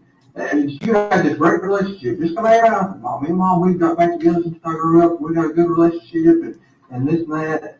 And you talking every day. And then you go to not talk to her at all. Something I had tried to happened. talk to her. Something happened. I had tried. Something happened. Something happened between the two of you all. She got mad and I made her drop me back up here. When she dropped me down in the animal shelter. But there's more. The conversation that happened. There's more. Well, she just kept trying to go to Virginia, and I was like, why are we going up there? And she's like, we just need to go. And I was like, no, like, I can't do that. Like, I need to be up there. And she's like, we're going to Virginia. And I was like, no, we can't do that. And then it's kind of like back and forth. And she was like, well, we have to go up there. And she's like, I have to drop my wheel off somewhere. It doesn't have to go to it doesn't have to do with going to Virginia. It has to do with why you're here and why we're trying to talk to her and Evelyn and the whole deal. That's what the conversation was about. There's no doubt in my mind. Y'all had a conversation. She had to ask me what I told you all, or what you had told me that she said. I wouldn't say nothing. She's like, okay, keep it that way. And she's like, So wait, slow down. Your mom told you to not talk to us, and if we ask you anything, not to tell her anything? yeah, that's Okay, why? Why? I don't know, but she didn't You want don't know why. know Why? about her. She didn't want you to know anything where she was or anything like that. Why not? If I knew, I would tell you. Well, you got an idea. Well, I really didn't have it until Dad told me today. You got an idea. Maybe Ethan gave Evelyn. Listen, you know, maybe Ethan gave Evelyn to her. What makes you think that? Well, I mean, she's kind of just taking off. When do you think Ethan gave Evelyn to Angela? Maybe before he left her back. Let's Me and my mom weren't really like on a talking day-to-day basis at that point, though. Well, let's just assume for a minute that's true. Okay. Let's say Ethan has Evelyn on the 26th. Let's say the 27th. He says, Angel, here, I've got Evelyn, you come get her. Okay. Why didn't Angel, why didn't your mom tell you, hey, I've got Evelyn? I don't know. Did your mom tell you she has Evelyn? No. I even asked her, and she was kind of mad at me. When did you ask her? You told me yesterday that She dropped me off up here. You know that. I do. Well, I asked her if she had her. I said, do you know where she is? What did she tell you? She wouldn't answer me. She just kept going on. You don't need to go up there. You don't need to talk to them. You don't need to tell them anything. Have you talked to anyone today that can talk besides your mom? No. We know you talked to Tommy, your dad. Yeah. Who else you talked to? I don't know about this. You talked to Hunter. When did you talk to Hunter? A little bit before I came up here. What did you talk about? Well, he was going on about Facebook, and apparently it's my fault, and said that they were going to kill me and give me a chicken job. Dad's confident. Dad's been blowing me up. Dad cares about the baby. Listen,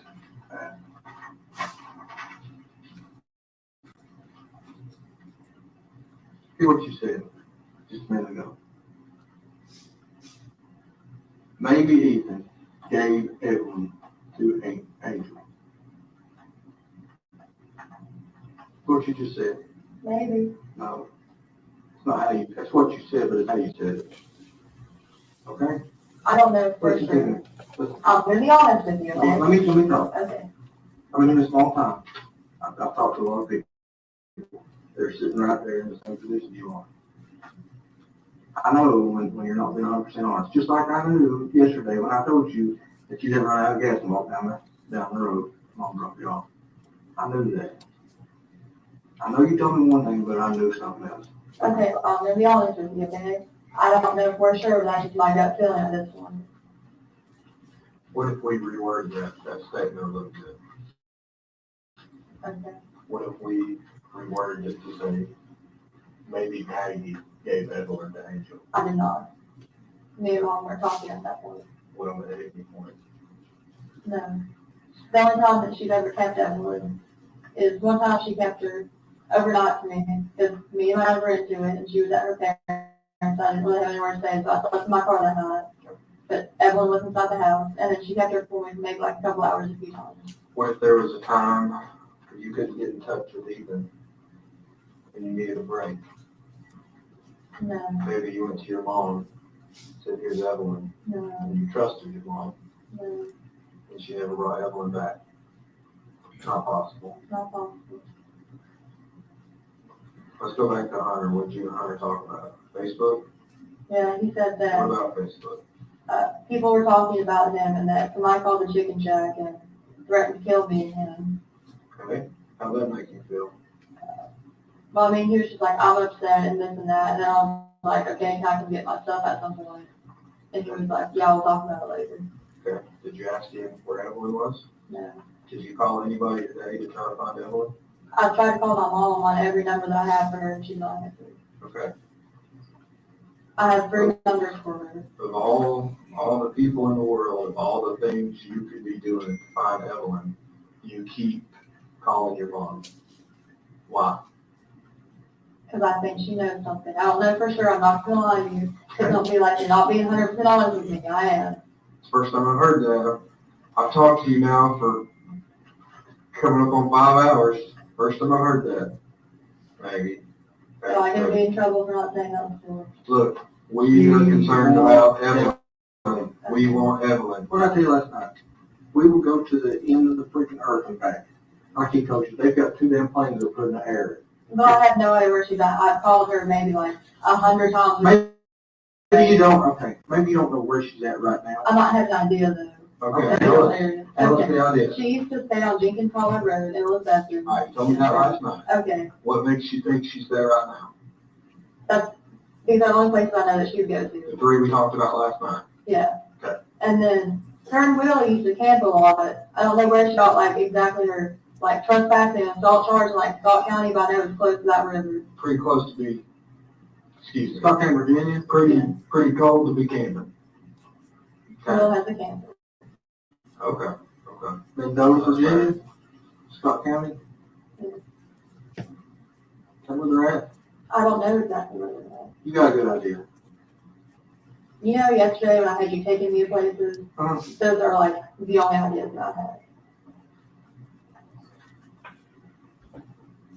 Answer me a question. Okay. Whose profile picture is that?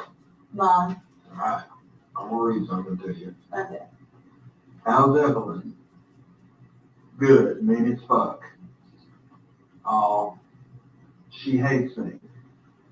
I don't have a child to inform you about, sadly. Not yet. What? What do you mean I don't have a child to inform you about? That's what somebody said to you. Can I see that? You can. How's Evelyn? Good. Mean as fuck. January 26th.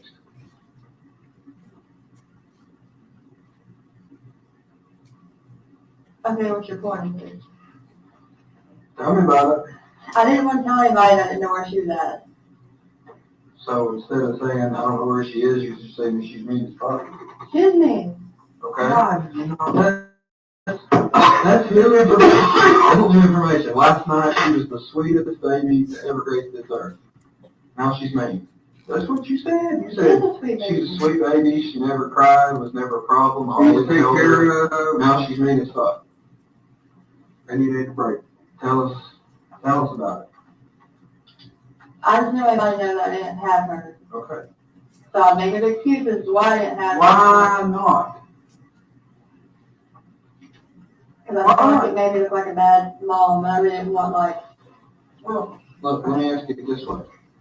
I don't think you've been in there to see how many people we've got. We're not exaggerating. The number of people in there pales in comparison to the number of people on the ground. We have an entire unit in Nashville, Tennessee working on this. We've got an entire unit in Washington, D.C. that's working on this, okay? Those people are stationed in offices. They're controlling people out on the ground. These people got people out on the ground a bunch of people, okay?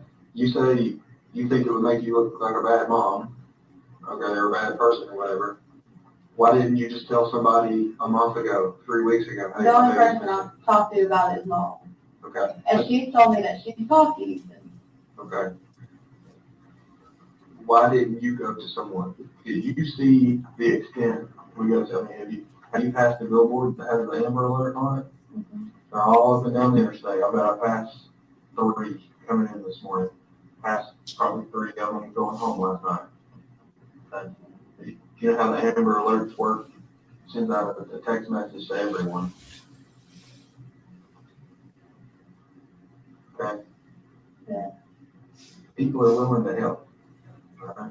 Our first thought is not, hey, let's judge the mom and talk about how bad of a mom she is. Our first thought is, let's find this baby. Help us. Like I said, I don't know for sure that my mom has her. If I did, I would just tell you to get it over with. To get it over with. But I have to No, because it's the right thing to do. to find her. But to get it over with, or because it's the right thing to do. But I don't know for sure. Now listen. You know more than you're telling us. Please don't hold back. Honestly, we've got, this is no shit, we've got 10 billion people out here doing whatever we need to do, working on this case, baby. And we get that many more if we thought we needed.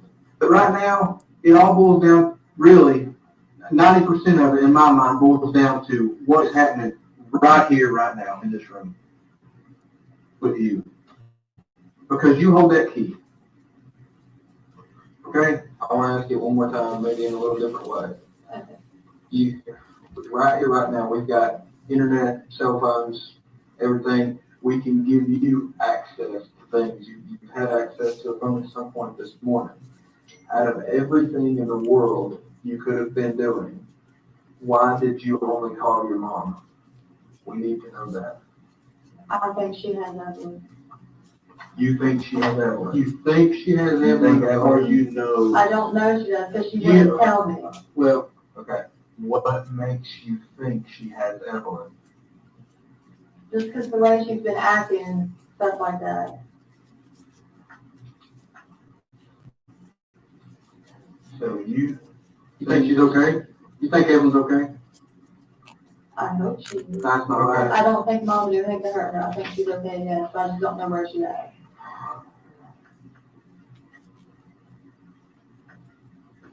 But every time I would try to ask mom anything about it, she'd just beat around the bush and be like, we don't need to talk to him.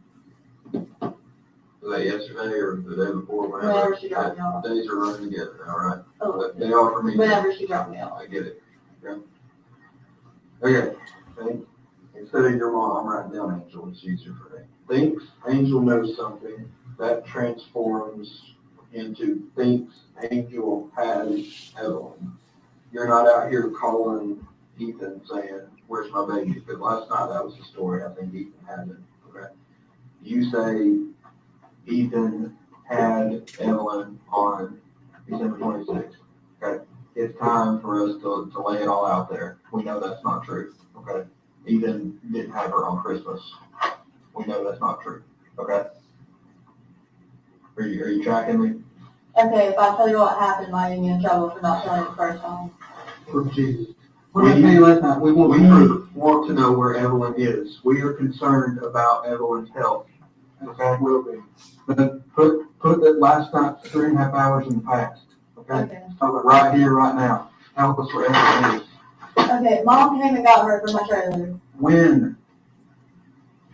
I was working and mom came over to my trailer to babysit. When? I don't know exactly. It was Today? Yesterday? no, it 3 was days like ago? a week or so after I started work. 'Cause I had nobody else to watch When did you it. start work? The 2nd. Of December? Yeah. The 2nd of December? Okay, 12/2. Angel got Evelyn. No, it was a week after that. Okay. It was my second week of work, I'm sorry. Around 12/7. Yeah. Okay. What happens next? Well, she stayed at my trailer for a little bit. And Who she stayed at your trailer? Mom. At the trailer Buffalo Road. Yeah. Okay, I don't know if I told you this. I was at that trailer last night.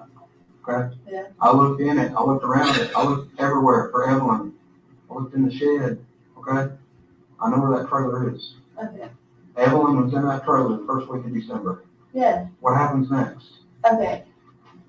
Mom got mad at me and she left, and she took Evelyn with her. With your permission? No. Okay. When was this? Same day? No, a couple days after. She stayed with me for maybe like 3-4 days. So what day are we talking about? The 10th, 11th, 12th December? Something?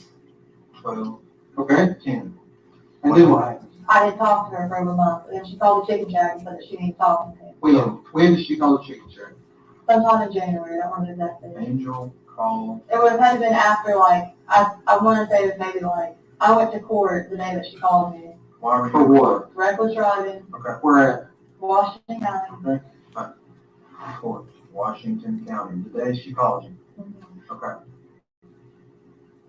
What happens next? She took me to her place to look at and Evelyn was not there. She would not answer any questions about her. All she was telling me is that she was okay, and if I gave her time, she would give her back to me. So Angel took Maggie to Elizabeth. To that house on Beacon Hollows Road. Okay. Evelyn is not there. No. This is still in January. Mm-hmm. About the first week, second week of January. Yeah. Angel says she's safe. Right? You believe her? I mean, yeah. Okay. Okay. Then what? We're getting closer. She kept saying that if I just gave her time, she'd give her back to me and stuff like that. And then yesterday when she was like, we're going to Virginia, I was like, is that where Evelyn is? Is that where Evelyn is? Are you taking her to me? And she wouldn't answer me. Okay, let me ask you this. When is the last time you saw Evelyn alive?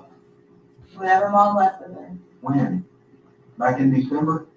Okay. Who has seen Evelyn alive since then? Just Mom. So, what do you think happened? I don't know if she's up in Virginia, somebody that Mom knows, because she used to like stay up there or something. Why would she take her from you and not give her back? I don't know.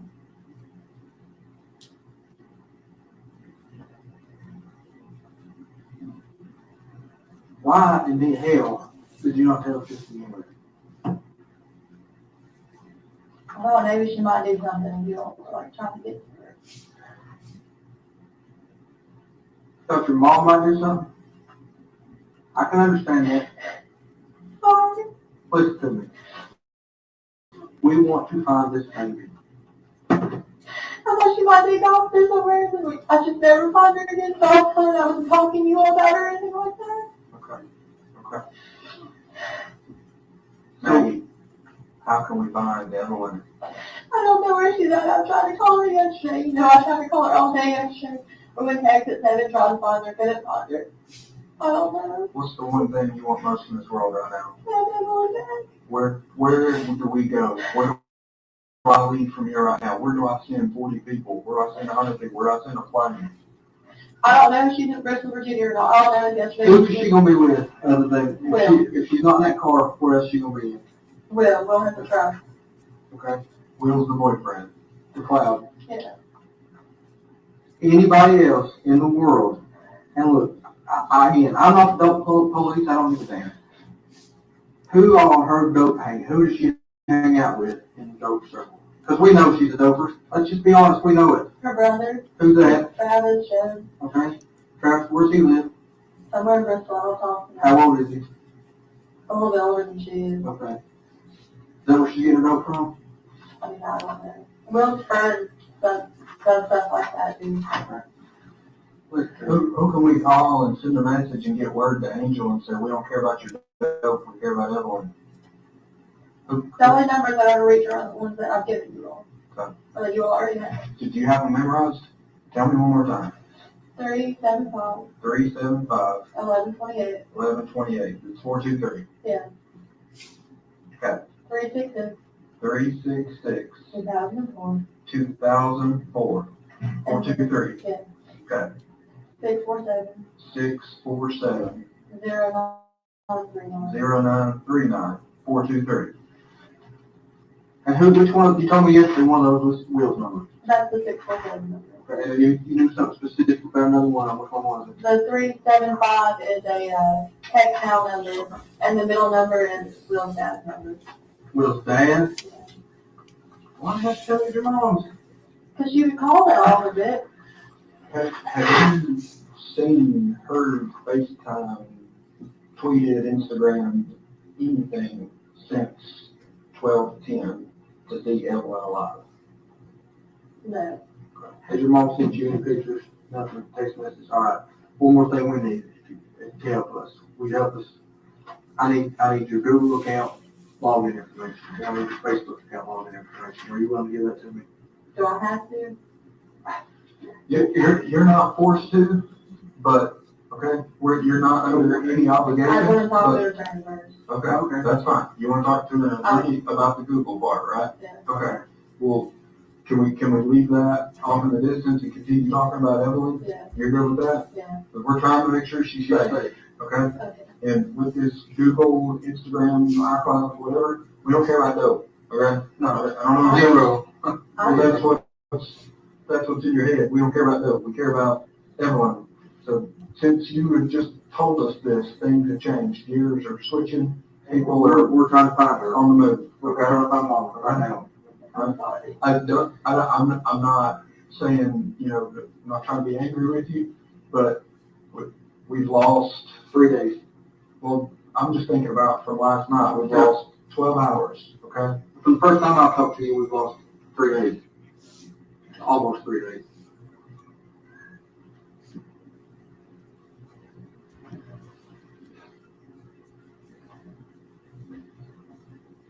So, where can we go find mom? I have other stuff. I'll show you. I know she'd be at. All right. What you need? Clean it? Yeah. Okay, sorry. Okay. Is there anything else I can get you to make you comfortable? Are you hungry? You want food? You want a Mountain Dew? Coffee? You need to go to the bathroom? Anything? Okay. I'm sorry, I thought she'd leave with her if I told you all anything and you all were trying to talk. Look, we're not worried. We're not asking for apologies. No, I'm not, nobody's mad. Okay. Okay. Whenever, well, we'll get to that in a minute. What else, look, we know you said you didn't have a phone in this time period. We've got some evidence that suggests otherwise, okay? Yeah. I thought that my third, fourth, and the secret. I used hundreds after that. Where's that phone you had at?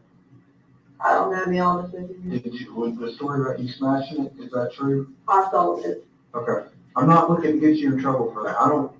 At this point, I don't care if you smashed it, sold it. I usually Okay. Yeah, Who'd you sell it to?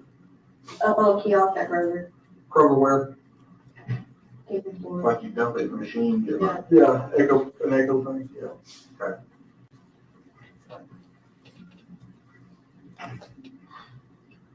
What can we do now?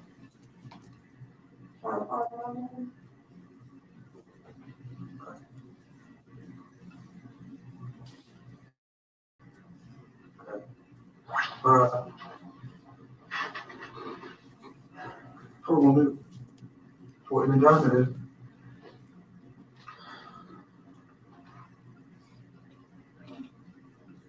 Give us just a second. We're right back. You need anything? You sure? Thank you. Will you hang out and help us find Evelyn? Can you do that for us? Okay. I'm gonna take all my notes so I can get everything straight here, okay? We're right back. I'm trying to, you need to make a phone call. You wanna call, you wanna talk to anybody, you wanna talk to your dad? Can you call him? I'll be glad to call him. He called me while we were sitting. Can you not tell him what I told you though? What do you want me to tell him? Just that you all know what's going on. Okay. I'll call him in. I'm not gonna call him right this second, but I will, okay? Thank you. If you need anything, knock, beat on this door, put your head out the window. We'll get something to you. Ladies and gentlemen, I've been informed that your lunch is here, so we're going to take a break. We'll be back about 15 or so. Everyone stand, please.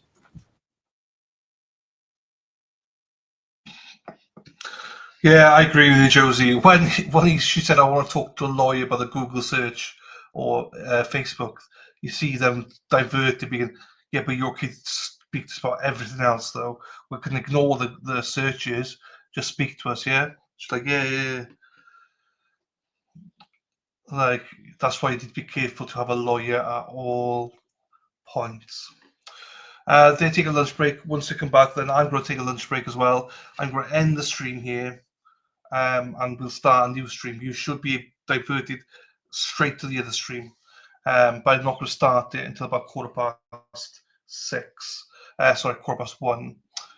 But you can chat in there if you want to, obviously, or come back at 1:15 when the court's back.